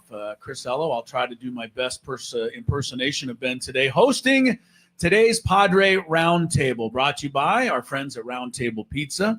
Pizza Royalty. And speaking of royalty, we have the crew here today. Braden Soprano. What's up? Tony Gwynn Jr. Hello, and sir. Of course, Sam Levitt. Sam Hi. Levitt, in season Sam Levitt is here. Yeah, buddy. Great to be here. Just heard him on the air on Ben and Woods. Speaking of that, there's Woods over there. Hi, Chris. And Mr. Skraby on Hello. the far end as we break down the Padres' current state of affairs. And guys, we'll start with this. It is April 24th today. So let's all keep that in mind as we answer all these questions, right? It's early. But for the first time since April 6th, the Padres woke up today, and they don't have the best record in Major League Baseball. That now belongs to the Mets. Padres started 7-0, but a less than healthy Padre team has gone 10-8 since. And the road trip 2-4, first shutout loss of the season yesterday. They haven't scored in 16 innings. Nevertheless, they still have the second best record, right? They're 17-8. They're still in first place in the NL West. So 25 games into the season, it's judgment time, guys. Put on your professorial robes. I'm sorry, what was that? I don't know, your robes. Just say robes. Grab the erasers, Professorial. clear off some space on the blackboard, pick up your chalk, and give me a letter grade for the Padres so far, 25 games into the season. We'll start with you. I was going to call you Professor Skraby, but since you made fun of me, you're just Mr. Skraby. Oh, I'll take Mr. Skraby. I am going to give them, and no one is going to agree that I feel this way, but I'm going to give them a B+. I think, through the year so far, the injuries are the major story here in the last couple of weeks. I don't understand how fans expect them to win every single game with this lineup. And that is what people are telling me. Oh, they're pros. They should be able to handle it. They've done a really good job with very little help this year in the last maybe 2 weeks. B+ from Mr. Skraby. Let's move it up now to Professor Woods. Thank you. I'm going to give them an A, man. I don't know how you look at this team and where they are in the standings and really give them anything but, the 7 shutouts, my God, elite run prevention right now for the San Diego Padres and grinding it out, finding ways to get it done. Not the best road trip, but, it happens. I'm very, very pleasantly surprised to be sitting in here looking at this team being 17-8. I really am. All right, a B+, an A, and now we go to in-season Sam Levitt. I agree with Woodsy. I say A. An A, huh? All right. Look, they're really banged up. They're sitting at 17-8. They're also a little bit of a victim right now of a National League that is really good, and a lot of teams, especially in their division, off to a really good start. But I don't know what else you could want from a team that has so many significant injuries, and now significant injuries going on a couple of weeks. To be 17-8, and I think play as well as they've played, I think there's very little to complain about. I was just saying on their show, it's a tough team to talk about right now because the record's really good, but they're dealing with so many injuries. And until those guys get back, I don't really have a great answer until those guys get back. And we know what they are. We saw what they are the first couple of weeks when they're healthy. So I say A. I mean, 17-8, despite the injuries, that's pretty good. Tony Gwynn Jr., you want to keep the good times rolling here? Yeah, no, it's an A. I don't know that it can be anything else. They've been as good a team, if not the best team in baseball for most of the year. And the only time they haven't has been these injuries have kind of accumulated over time. If you've watched as many games as I think most of us has, I find it to be tough for you to come up with things that you just aren't happy with. Like overall, this team is put together well. Remember when we got out at spring training, it was, we got so much, we have so much depth. Well, this is kind of what the depth is for. When guys go down, they come up, and yes, they're all pros, but so are the other dudes on the other side that in some cases are at full strength. And so, yeah, this is an easy A for me. All right, Braden Professor Soprano. We're all professors, but Matt. Except for Matt, yeah, because he gave him a B+. At least pretty obvious. Exactly. I give him an A as well. I mean, I just agree with all these guys, and I mean, you look at to me, it's the expectations of what the season was supposed to be, and the entire offseason. Heard from people complaining about how are we going to compete with the Dodgers, and we are not spending any money, and our roster didn't get better, it got worse, and everybody else's roster got better, and now you sit there after the first 25 games or whatever it is, and you're sitting atop of the leaderboard in Major League Baseball. I know you're now like a game back of the Mets, who have caught fire as of late, but you're playing in the most competitive league in the National League. You're playing in the most competitive division in the National League West, and you're near the top. And when you have all the injuries, I mean, you got guys contributing. Now, I think Kevin Acee laid it out in his daily newsletter, and I totally agree. I mean, you're starting to realize why some of these guys are not everyday players, but for what they are doing and what they've been asked to do, they're doing a really good job. Tyler Wade's doing a great job flipping the lineup over. You got guys that are filling in and keeping the thing going. And as Manny said, we just got to keep the boat afloat until we start getting some reinforcements back. And when that happens, Padres team is going to be just fine. I agree with Tony. I don't know what you possibly could be complaining about when it comes to the team, unless you're very finely guys. nitpicking. I'll find some. It's crazy that we're having a conversation about the Padres being behind the Mets as the best team in all of baseball. That's our complaint. Well, the Mets had to win 8 in a row. Right. Yeah. That's our complaint right now. Oh man, we slipped behind them. We got it good. Tell that to high school me and see what he says. Right. High school me and the 2011, 2012 Padres. I'd be ecstatic. And it's also April 24th. It is. Yeah. I long for the good old days of April 7th when we moved into the best record. Skraby, when you gave your B+, did you think you were going to be too high? No, I didn't think be... everybody else was going to go A. The only reason I said B+ is because of the injuries. That's why. See, we had a separate group text in you, and we wanted to make sure. I thought when you said B+, you said I don't think anyone's going to agree with this because you thought we were all going to go. No, but you thought we were all going to go lower than B+. No, I thought you guys weren't going to agree that I'm not that panicking. That I'm not panicking because you guys say that I panic a lot during the season. Yes. And last night on the Skraby Show, I have the segment called Padres Therapy throughout the season. Padres Therapy. It was brutal because there's nothing to talk about in the bad realm. I mean, it's all about the injuries. Well, it's not just us though. It's like a lot of other cities too. Did you guys see John Kruk last week? Yes, very funny. I was dying at They John got to Kruk. put him back on national television. Love Kruk. It's That was not fair great. that only Philadelphia gets. Philadelphia is complaining about being 3 games out of first place, and John Kruk goes, "Man, that this late in the season with 130 games left, I don't know how they can make up the 3 games. How are they going to make up 3 games? How they going to make up 3 games? It was brilliant. Sometimes perspective. We got to have some perspective. I was flabbergasted by the surprise in my man's voice when he said it. Like, oh yeah, yeah. Well, I guess I'm out of pocket here. I guess I'm an idiot. It was so good. He did sound a little out of pocket. I'm giving straight A's as well.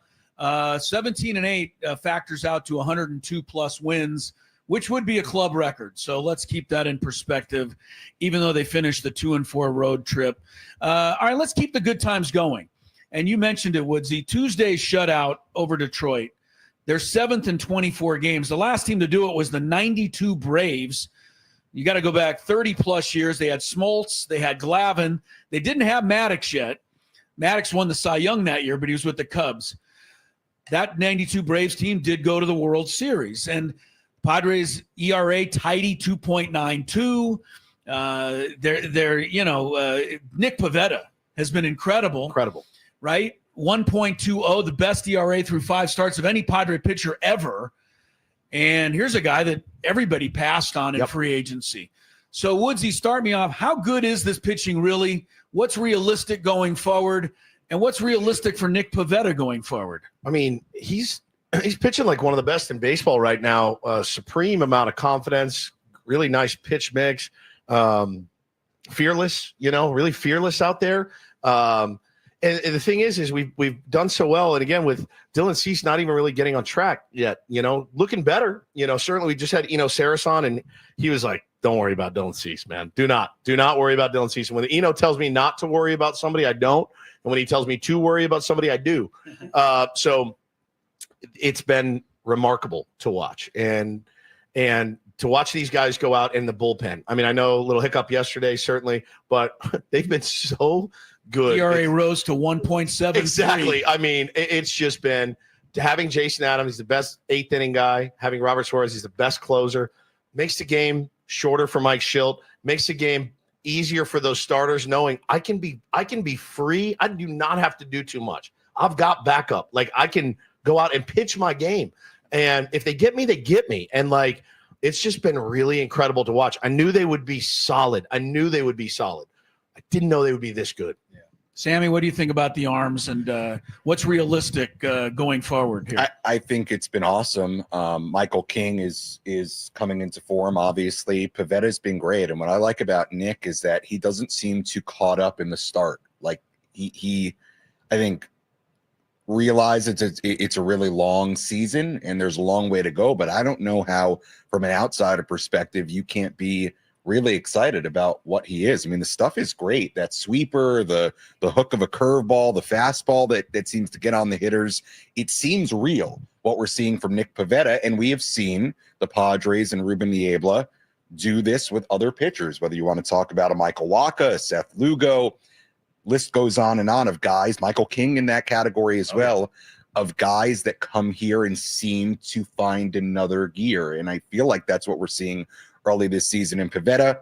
I'm with you. I'm not super worried about Dylan Cease. He seems to find it at some point and get on one of those runs.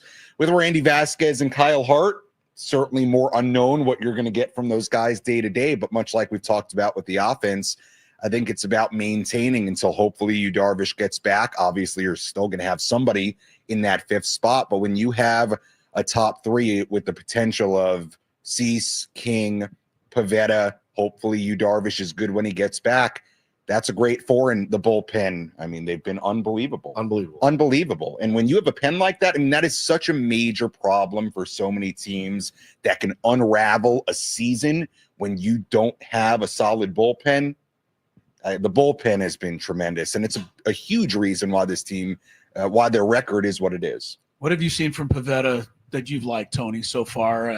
I mean, this start has been beyond exemplary for him. Yeah, no, I look at Nick like very similar to how it was when Joe came here his first year. Like around the league, if you watch Nick, you know he's super talented and just hadn't put it together. His numbers don't match what, you know, the type of pitcher he was. And so I'm not surprised at all to see him come here and really get off to the start that he has. He's always been thought of as the type of dude with that kind of stuff. He's just now putting it together. And I think, you know, you go up and down that rotation. Again, not a lot to dislike. Yes, Hart has struggled a little bit. Vasquez's been inconsistent, but those are your fourth and fifth starters. Maybe outside of the Dodgers, there ain't going to be too many 4 or 5s that they don't even have a 4 or 5 right now. Right, so, exactly. I mean, there ain't 3. Really, the fact that we have 2 guys that take the ball every 5th day is so valuable. We get caught up sometimes in wanting great to be perfect when, you know, great is just where it needs to be right now. And I think Randy's going to get better. I'm hopeful Kyle can get going. He's had a couple different troubles, right? I think he had trouble where he couldn't command the ball outside of the zone. Last 2 starts, he couldn't command it in the zone, and he's been getting touched up a little bit. So God, he battles his ass off yesterday, though, man. Oh my God, six. If you had told me when that game started, he's going to punch out 6 and give up 2 solo shots, I'm like, you're crazy. That's because the whisper came out in the first inning. I was thinking this is going to be one of those 12 to nothing games. It felt like it was headed that way. But again, those are the characteristics that all 5 of those guys have. No matter how bad it may look early, they don't go away. They keep coming. And for me, I like my 4 and 5 to be cut from that same cloth as those other 3. Braden, the Padres have allowed 2 or fewer runs in more than half their games, 13 of 25. That's going to give you a chance to have a pretty good record. Is this going to hold up in your mind? I think it is going to hold up because I think the style of play of the Padres has been a style of play that's going to hold up. Again, we talked about it the last couple roundtables, and you know, offensively, they find different ways to win, even with the guys that are playing that are not the core group of guys. You know, the philosophy has been really good. You can see that you can see and notice their approach at the plate. But on top of that, the pitching is the same thing. They're all saying the same thing post-game. When they have good outings, what do they say? Why attack the strike zone? I threw a lot of strikes. You know, it's simple as that. I mean, they've made it so simple at this level with just we're throwing strikes, and at the plate, we're not swinging outside the zone. We're waiting for our pitch. We're going to grind out at bats till we get to that pitch, and that plays everywhere, and that plays with everybody on the team. It's funny, my dad said it the other night when they won. He's like, "How are we winning with this roster that we have currently?" And I look at him like, "It's the pitching. I mean, the pitching's keeping you in games, and the way that you can grind out at bats and find different ways to win offensively, you're going to be very, very successful." And they go back to Kyle Hart. I mean, he gives up that home run. My group texts me. He's like, "Get this guy off my team." I'm like, "Well, let's wait for him to settle down here." And he did. I mean, he ended up doing really, really good. I mean, if you were able to get you, a full 5 innings, it would have been great for what he started with. Yeah. But as Tony mentioned, I just think we get so caught up in trying to have this perfect roster that doesn't exist that you don't appreciate some of the guys that you have on the team. I mean, every time and I defend Xander Bogaerts probably more than anybody else out there besides Mike Schilt. I mean, my answer is every time like, who else are you going to go get? Right. I mean, start looking at other teams right now and tell me what 4 or 5 starter you want instead of the guys that you have.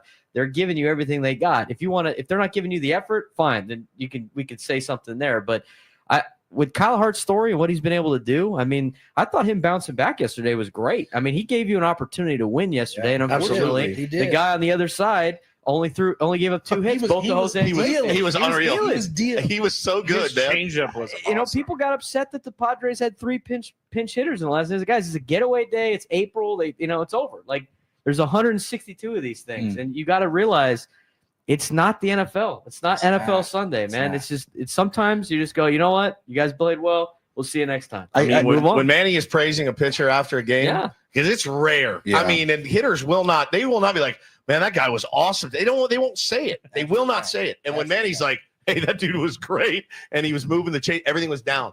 And it was everything was down. And it was so weird to watch them go away from their approach. But then I thought maybe that was the book on him.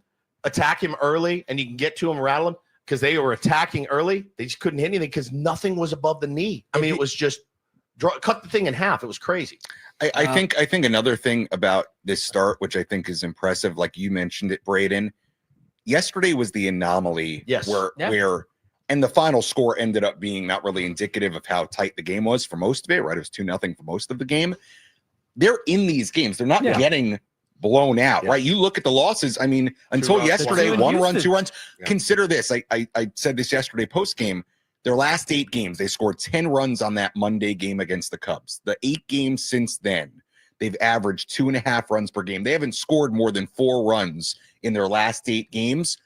But even with that, they're still winning some, and they're right in these games. Yeah. So, again, it's like, the injuries are piling up, but to their credit, it's not like they're getting blown out. To your point, Woodsy outplayed.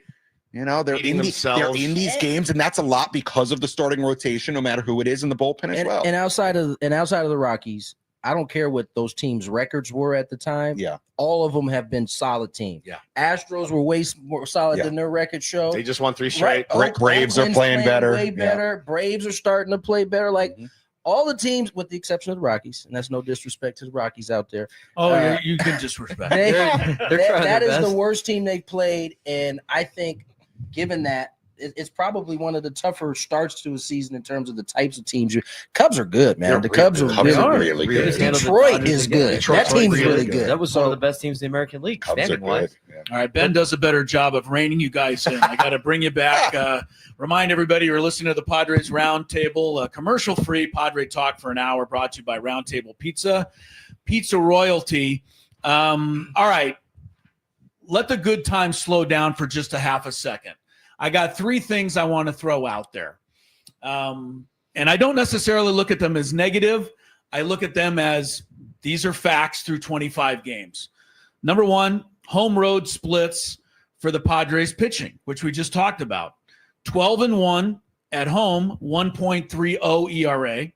5-7 on the road, 4.81. The whip, 0.87 at home, 1.42 on the road. Big differences. I'm just saying it's early, but those are there. Secondly, runners in scoring position, a stat we always look at when the Padres are playing. At home, they're hitting 304. On the road, they're hitting 156. A lot of that 156 happened on this trip while they are less than healthy, but still pretty big disparity. Third, the Boston Red Sox have already hit 9 home runs this year that are either 3-run shots or grand slams. The Padres have 0. They have a single 3-run homer yet. They're the only team in baseball that doesn't have one. Slam Diego is nowhere to be seen at the moment. I'll start with Tony because I'm sure he's going to dismiss this quickly, and then we can get on to everybody else. Anything troubling you in any of those numbers, Tony, at this point? Not at this point. I think it's too early to, especially the home road splits, especially the pitching splits, home and road. The homers, I think, notoriously here in the West Coast, or here in San Diego, they get off to a slow start. Summer rolls around, ball starts going a little bit. For me, I'm taking the wins over the homers all day long. So if they can produce the wins as they have without the homer, so be it. But I do think that eventually, especially as they get healthy, they'll get rolling. In some ways, maybe it's even more impressive that they've won so many without hitting any 3-run homers. As Braden says, that game, we see that travels. You can win in the playoffs with that type of game. We see homers go cold all the time in postseason play. Professor Skraby, anything there that troubles you, sir? No, not really. It doesn't trouble me at all because it's early in the year. But the homer thing is they have, Tyler Wade's not going to hit many 3-run homers. Mason McCoy is not going to hit many 3-run homers. So once you get Jake Cronenworth back, once you get Jackson Merrill back, Jackson Merrill played 10 games so far this year, 3 home runs, 10 RBIs. Hitting over 350. That's a lot that you're missing right there. And I'm sure in the last 15 games, Jackson Merrill would have an opportunity for a 3-run home run. So I think it's just because of the injuries in the home run department. But everything else, I'm gonna stick with Tony on that. Woodsy, the last 2 games, believe it or not, the number 4 through number 9 hitters in the Padre lineup combined for 0 home runs coming into the game. Now Diaz hit 1 in the Tuesday game. Yep. That's pretty crazy for a major league team, even at this point. But that's what the injuries have done. Yeah. And they're still finding ways. They did win one of those 2 games. Yeah, man. And with Manny only having 2, Xander having none. Yeah, I mean, I think those guys have both hit the ball hard. Both, if you look at their OPS plus, they're both over 100. They're both playing really well. As far as I wouldn't say really well, but they're playing. Their OPS plus is over 100. So I would love to see more from them because I love them and I want Manny to hit 40 bombs at some point. He said he would like to. He's going to have to get on a real run to get 40 this year. And I know, watch if he does. I know he will, and I know he doesn't want Luis Arraez to beat him. It's got to be killing him to look up and go, that dude's got 3 and I only got 2 right now. But there are games where it seems like that's on his mind, right? Guaranteed. And so I think, yeah, man, power is great, but we talk all the time about the brand of baseball they play. The homers will come. They will come. Yeah. I don't think we're going to lead the league. I don't think we'll be top 10 in home runs, middle of the pack. But I think we'll be right in the middle of the pack, and I think they will come. And when the good thing about like Manny and Xander, when they do get rolling, they usually come in bunches. Yeah. So that, like you said, that'll be fun to watch. Sammy, anything about the home road splits with the pitching staff and the runners in scoring position, or is that just happenstance so I think far? It's a little too early, and you consider where they played on the road. There was that frigid series in Chicago. They played in a huge ballpark in Detroit. Houston, weird park. Like, does that Cam Smith home run, I think it was against Hart, go out in another ballpark? I don't know. So I think it's a little bit too small sample size to get really worried about home and road splits. The home run thing is interesting in general because they haven't hit that many. But to your point, Xander doesn't have any. Manny's only got 2. They're missing all these guys now. So it's not surprising that the power is lacking. The lack of 3-run home runs is interesting because Fernando's got 8. I'd be curious to know, and I didn't look it up, how many of those are just solo home runs. Does that speak to most of them? Most of them, it feels like. The team has 24 home runs, 18 are solo shots. Right. So it's been weird like that. So Fernando's leading off. Is that a little bit of a reflection of the bottom of the lineup not getting on in front of him? Maybe they'd probably have more guys in front of him if they were healthier. So again, like there's circumstance between small sample size, the injuries, the fact that just some guys don't, like Xander not having a home run. I would have thought through 25 games he'd have a couple. So it's very small sample size ish, I think, to really worry about a lot of this stuff yet. Tony, do you think that's messing with Xander very much after 25 games? Again, he had 30 home runs, I think, once in his career, but he's a 19, 20, 18, whatever. Like 25, you played 25 games as a regular. Does panic set in? I don't know if panic sets in. I'm sure he's thinking about it, but I also think about this. He has struggled early the last 2 years, and swinging the bat as well as he has early may be something that kind of keeps him off of thinking about that because he's not hitting 150. Because he's not, he's right in the middle of things. Usually when the Padres. He also hit 2 home runs off Imanaga in Chicago. The wind knocked them both down. That's right, for sure. Barrels. So I think he's probably more locked in on the fact that he's swinging good and that eventually they'll come. As you guys kind of alluded to, he's not really a 30 home run guy, so he's got some time to cover some ground to get to his 15, 20, 25, whatever it's going to be. Braden, last thing on some of this stuff. On the road trip, they attempted only 3 stolen bases. They were successful once. Early in the year, they were running like crazy. Is that part of the injury situation right now? Is that just they didn't feel the situation presented itself? I think it's probably a little bit of both on that particular case. It's like what you said all the time, and I agree. I mean, you want to be aggressive, but you don't want to be foolish. And there's times where I think you could be running yourself into outs. You don't just steal to steal bags. You got to have the right opportunity, the right personnel, I think, to do that. One thing that about the runners in scoring position, and Tony said this a couple years ago, and this is how I view runners in scoring position now all the time. You're not worried about necessarily what you're doing with runners in scoring position. You're more worried about how many times you are getting runners in scoring position, because eventually you will start getting the hits. And I think if they were not getting a lot of guys in scoring position in general, like the anomaly of yesterday, I think you'd be a little bit more concerned. I think eventually it will come around. It's a numbers game. It's a numbers game. I mean, the more you keep getting guys in the scoring position, eventually you're going to open the floodgates. That's what I tell myself when I'm at the blackjack table. Yeah, exactly. The longer I stay here, I keep putting better I'll do. Does the house tell you that before you walk in? I think that says on it when you walk into the house. Put myself more opportunity to win. Real quick on the run game, I don't expect them to see them keep that pace that they had early. For those who don't know, that's a toll on your body doing that all year long. So, Manny having the 6 bags is awesome. Yeah. But do I really want Manny, continuing to push the envelope from a stolen base? I'd rather him do the ball in the dirt. You take your opportunities then versus, I mean, don't get me wrong. First, guys like Manny and Toddy and Jake, if they see an opportunity, they're going to take it. But I'm not mad at them kind of reeling it in a little bit, especially as these injuries have started to kind of mount. Right. You gotta, best ability is your availability. That's right. And the Padres will go as health is abundant amongst all of them. So wouldn't the tendency be like, so we're missing so many guys, right? And wouldn't the tendency be for most like normal people, if they said, Woodsy, you're the manager, I'm like, man, we're missing all these guys. We really need to push the envelope. We got to push it now. We need to be more aggressive.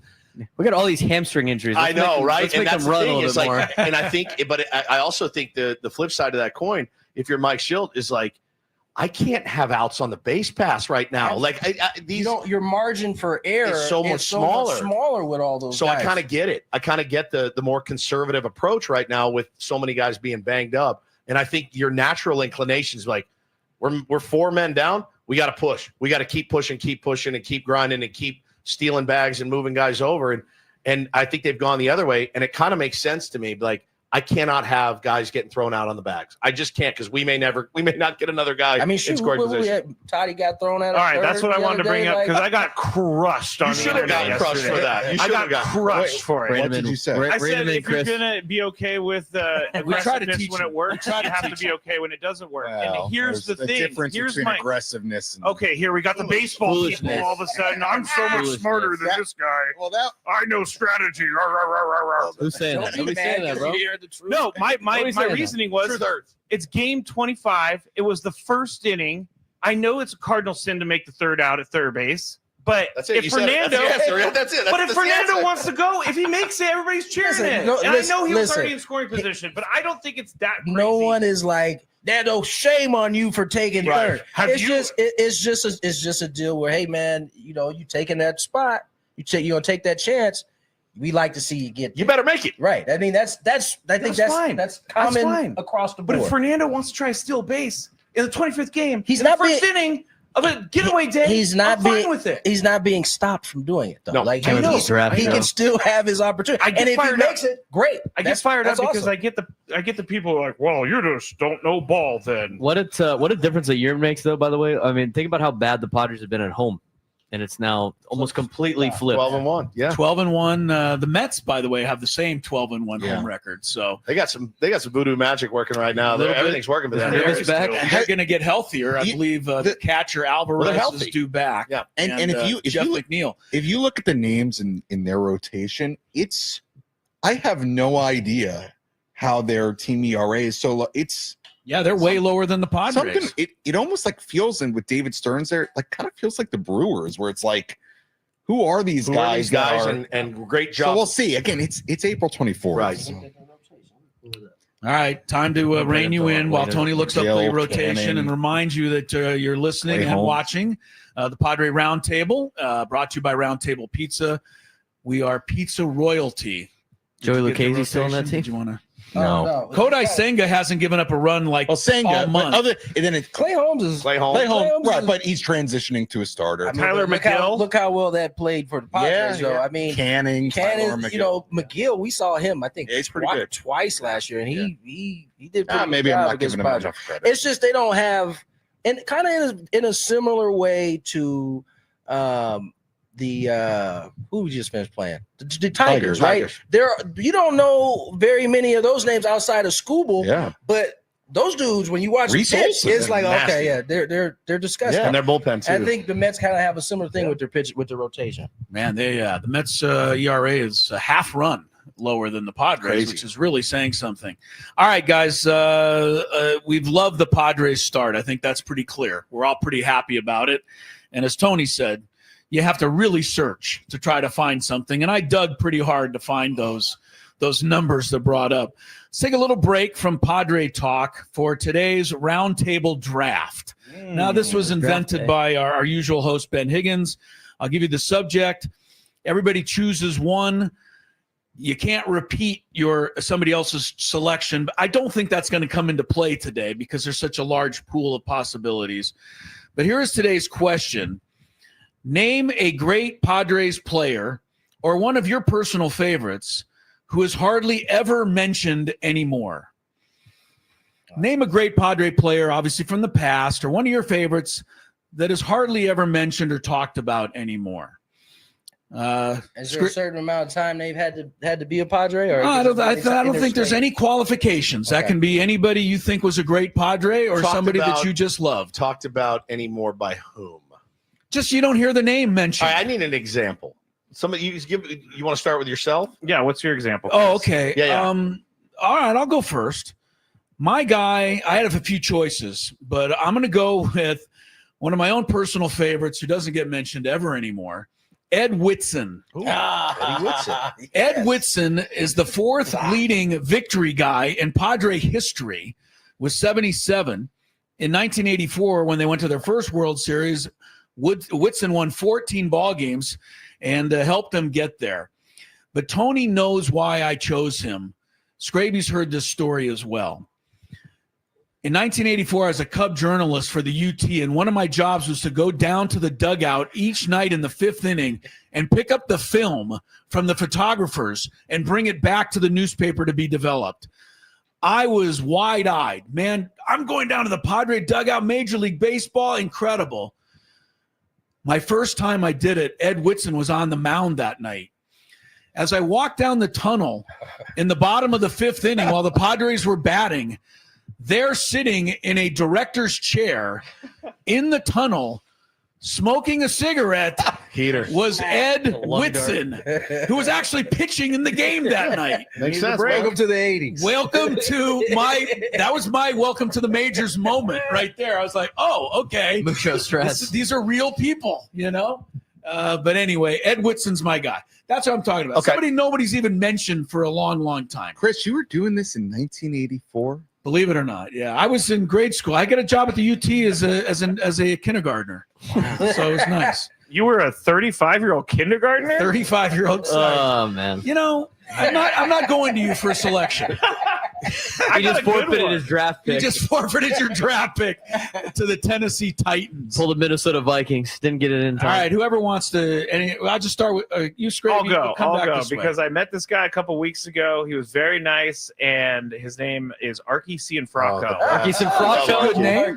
I met him when I did the baseball, the Little League opener. He was there, and we had a good long conversation. And he was a good dude. He was really a bit of a cult hero when he was. He was on the '98 team, right? He used to play softball at the Poway Sportsplex.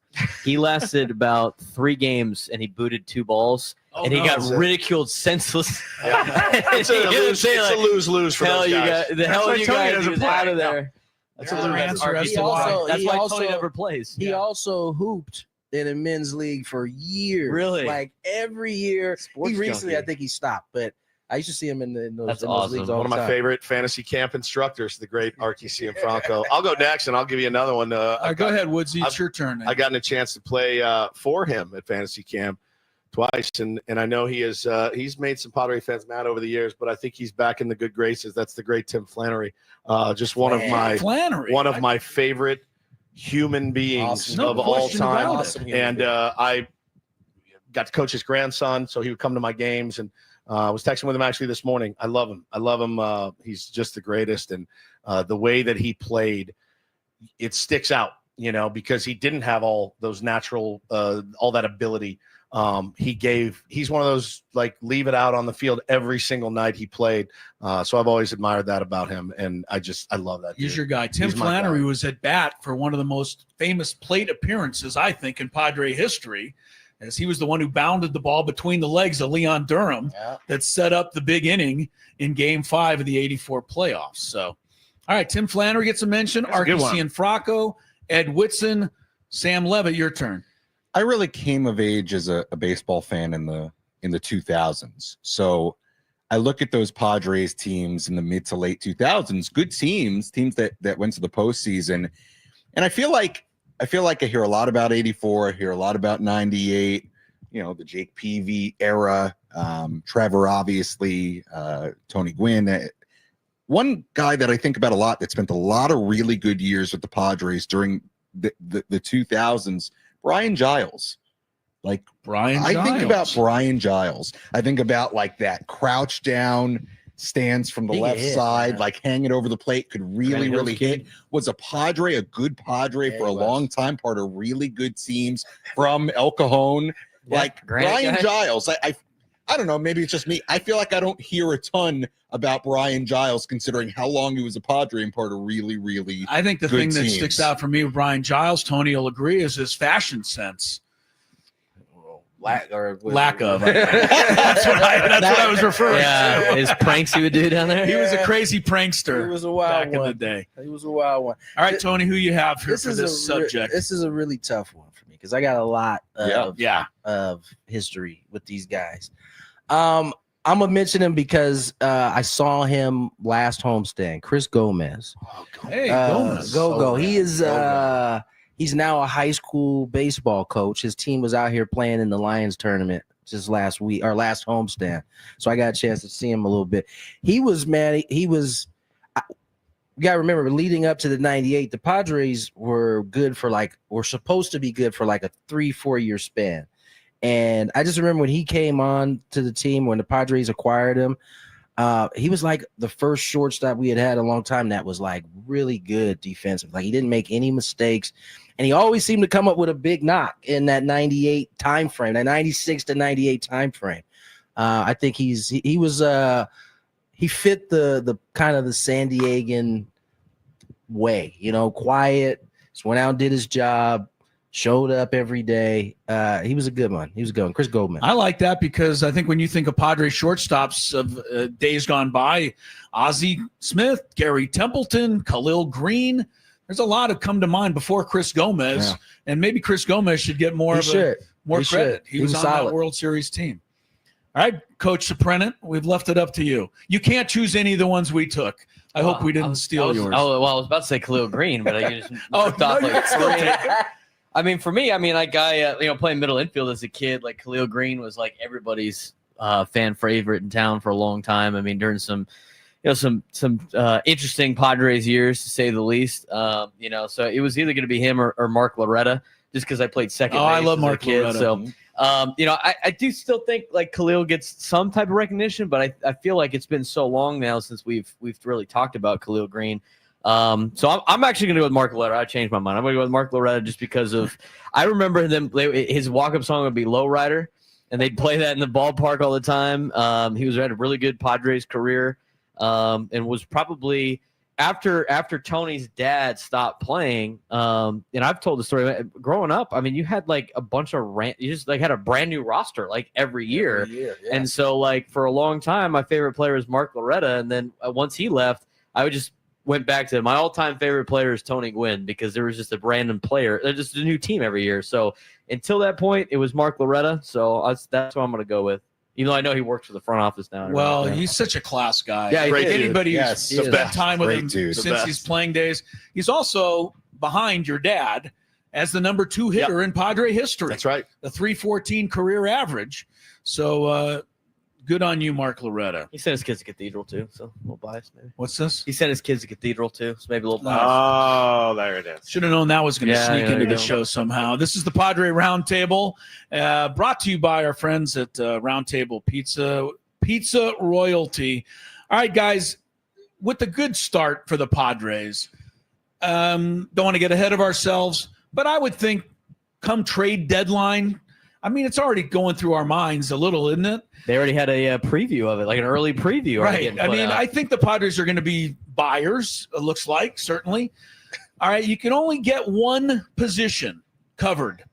I mean, you're going to package the best package you can for one position based on what you've seen so far. Sammy Levitt, start us off. What are you going for? Is this a draft or just whatever? No, this isn't. You can agree with, no more draft. Are we really thinking about this on April 24th? I think we are. I am. Baseball junkie, Sam. Come on, man. One position. It's a 1 hour show, Sam. We got to. We got to feel. I wouldn't. You want me to just pick? Just start. I wouldn't say bullpen. Process elimination here for Sam. I mean, left field. So like an outfielder. So I would say either left field. I got to pick one. I think like from a late season playoff standpoint, they should be okay with Yu Darvish healthy if everybody's healthy in the top 4. So I'd say either an upgrade at catcher or left field. I'll go with left field. Thank you, Sam. An outfielder. Thank you. Thanks for the thought process. You, man. Let's go to. That's what happens when you ask him on April 24th. That's right. He hasn't even looked at that. And I'm going to yet. ask you on April 24th also, Tony. So what are you doing? I would say starting pitching.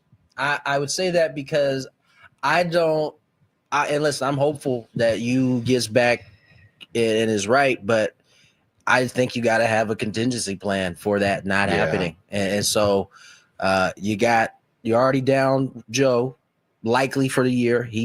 I know he's trying like hell to get there before the end of the season happens, but I think you got to have a contingency for you. So I would say starter. Braden, what you going for? I'm gonna go with left field as well. I just the thing with the starter, and again they put that primer out there for, this might be one of the sleepiest deadlines, just because you have so many teams that are competing in the American League that are all tight together. There's not a lot of rentals out there. Most of the rentals are on teams that are in the National League that are competing at a very high level, and there's not a lot of starting pitching out there except for really Sandy at this point, unless somebody wants to pull a Detroit Tigers and get rid of Flaherty while they're competing for a playoff spot, which I highly doubt. So I just think you'd have to give up a lot more to try to get a starting pitcher. I don't know if the Padres are in the budget for that right now, but I think a thing that could really help this team in the postseason with the pitching that they already have is left field. I think they should really upgrade left field.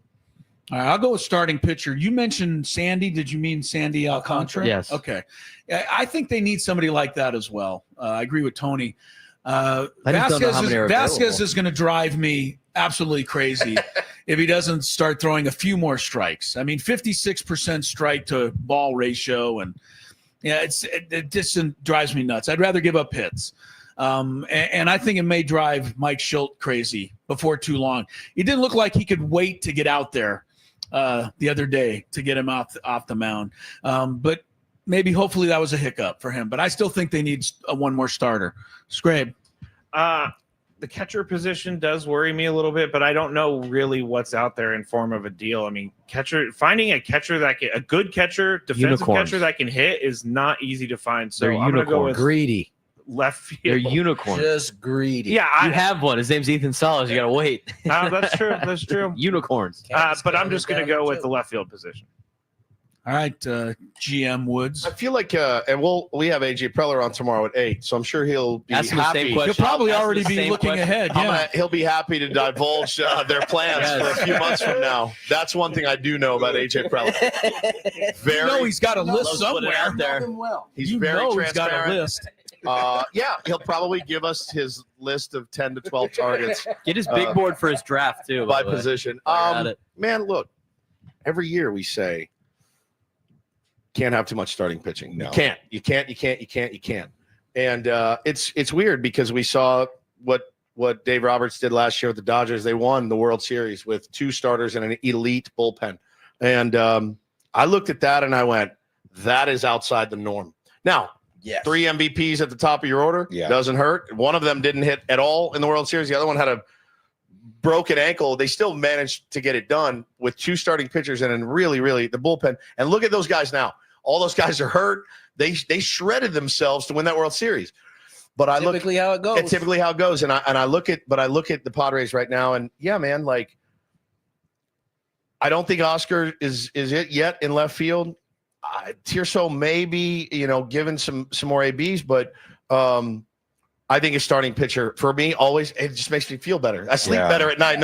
We're loaded for bear in the postseason with starters.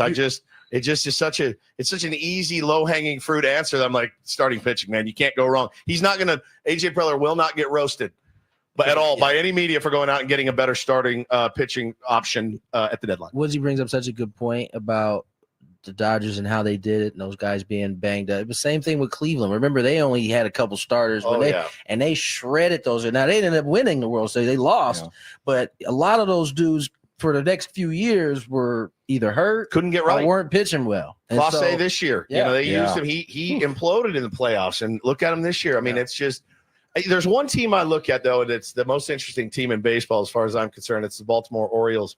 Nobody really knows what they're doing. Yeah, it's very tumultuous. So if I'm AJ Preller, I'm looking at their glut of outfielders. They have too many guys for the same positions, and they can't get them enough time. Is there a deal that could be made for somebody in the outfield there in Baltimore while times are, kind of uncertain there? There's a couple of teams, not a lot of teams are going to be sellers, and there's still plenty of time for the Orioles to turn it around. They got a I thought you were going to say Charlie Morton for the Orioles, who's great veteran playoff pitcher, but is 0-5 this year with an ERA of 10. Yeah. I don't know that you would take a shot at that. Baltimore didn't want to get rid of any of those guys for starting pitching. Correct. That they needed. So what are they going to do? What are we going to give them to get some of those guys? At this point, like, what is your direction? What are they doing? I think their team is their starters are banged. They're hurt. Yeah. Their best starters, I think, are hurt right now. And their offensive guys ain't hitting, and they're all young. And so I would love for somebody to be able to pluck one of them. I just don't know that the Orioles they think they're in their window right now. So it'd be tough. They need some arms, man. The Padres system, just as we're talking about trades, is also it's not stopped. It's not where it was. It's not where it was this time last year, where there were just a bunch of clearly very tradable assets that teams were going to value. And DeVries isn't going anywhere. I would imagine Salas isn't going anywhere. And that's not to say over the course of this year that the reputation of the system can't start to rise again. With AJ's track record, it probably will. It's just in a very different place than it was last year when they made the trade for Scott and Adam and Arise within a span of a few months. And I do think you have to be semi-careful when you add a position player as opposed to a starter, right? The guy throws every 5 days. Adding a position player is like you're at the table, and we need to produce every day with Manny and Xander and Toddy and Crony and Merrill, all these guys. Like, That's got to be you have to hit that. You have to thread that needle if you're AJ Preller. That's such a great point, because I think that's the piece that we're not talking about is, as what's different about starting pitch, as you said, they go right and rotate. It's their day. Nothing has to change. You get a position player, there's no guarantee that he's now filling the same role that he was playing with at whatever team he's coming. Is he going to be accepting of that? I think the one thing that AJ Preller has done a magnificent job of is signing guys or bringing in guys that fit what this personality and how these guys operate. Well, he finally has the magic recipe, finally, and it took a lot of trial and error. And we always remember, like, you go back, you interview Crony or even Manny, and they're like, a lot of new faces, a lot of new personalities, and you're like, oh, okay, so am I sensing something? And you saw it. Now, bro, everyone don't even talk about it. Everyone's bought in. You have to the threading of that needle for AJ Preller to bring in a position player. Yeah, like, who's the best left fielder in baseball? If you plopped him in left field for the San Diego Padres, it's weird. Like, would they fit in, and where would they hit, would they be okay with that, and all of that? I remember Adam Frazier being brought in. And he had the batting title, and then he got traded to the Padres, and he just couldn't hit. He had no position. They stuck him in left that first day, and it didn't go well, and he never went back out again, and that was clogging up the infield because they didn't want to put him out there. I don't know if it was him or the team or what it was, but then it created a log jam in the infield, and that just complicated everything amongst the other things that were going on. Is there more pressure for position players? Do they put more pressure on themselves after the trade deadline than a starter? Got to, right? Yeah, I think so, because if you're an everyday guy and you get traded and you're now an everyday guy on a team that is expected to win, you naturally want to go out and prove I'm here for, and I think it's just a different deal. It's different. You get some days off as a starter, like, all right, I got my 3 days off in between. I got my bullpen, then it's my turn. Position player, if you're a dude, you're in there. Like, you expect and it. nothing really changes for a starting pitcher in terms of, like, their get environment. Out there and it's just you versus the other team. And you might even have changes your jersey. That's you have a better defense behind you. You know what I mean? Things are looking up in a lot of those. He's enjoyed that in a lot of those instances. And again, look, man, AJ. It took him a lot of trial and error and a lot of bodies. Go watch any random Major League Baseball game today. You go, Padre. They were all here for Padres farmhand at one point, and so that's the tough part too when it comes to going for a position player. We're wrapping up the Padres Roundtable commercial-free hour of Padres talk here on 97.3 The Fan. Roundtable brought to you by our friends at Roundtable Pizza. They are pizza royalty.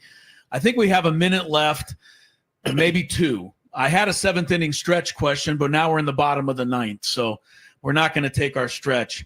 I'm going to throw this out for a minute and a half. Should Mike Schilt have given Fernando the opportunity to extend his on-base streak yesterday in the 9th inning, or was pinch hitting no big deal? I understand there's no I in team, but he did have a nice streak going. Anybody have a thought in the final minute on that? You kind of touched on it earlier and said, you understood why they pinch hit down 6-0. Yeah, as long as Fernando was not super upset about it, I think we're okay. I mean, I'm sure. I don't even know if they had that conversation. I don't think Fernando really is that into that. I think they're more focused on winning, and at that point in time, it's like, hey, we just got our asses handed to us. Let's get back to San Diego. Prudent decision. Prudent decision. Long game, baby. Long game. Get ready for the flight. I mean, really getting him off his feet for one at bat. Yeah, if it's DiMaggio's record, it's a different story, but it's not. We're talking about a 12-game hit streak. So, all right. What if he gets on base the next 100 games? What if he rips his hamstring in half, leg it out a ground ball, down 6-0? What if? I think he had 3 opportunities to get it done early in the game. Yep. Game's kind of out of hand. Get him off his feet. Get him off his feet. Skraby, you're just smiling. Well, because I know that you hated this decision. I didn't hate it. I thought it was worth it. You said you wanted Mike Schilt to give him a chance. I didn't hate it. It wasn't like the end of the world for me. I just brought it up. It was something I thought about. Okay. I'm into those kinds of records and stuff. I cannot wait, Woods, for the draft show. Me and these two. Oh, God. These guys like married couple. I love it. I know you guys are all jealous about. I've been trying to be nicer to Chris. So. All right. The Tennessee Titans are indeed on the clock. Cam Ward. They're going to take the full 10 minutes to select. Oh, they always do. Braden will have his show coming up if you're listening live. If you're listening to our afternoon tape. Then it's Braden as well, but along with myself and Skraby for the NFL draft. Thank you guys for allowing me to fill Good in. job, Chris. Good job, Chris. Roundtable, Padres Roundtable, back next week. Enjoy your week, everybody. From opening day to the final out of the season, we're tracking every move the Padres make. Who's stepping up, needs to get it together.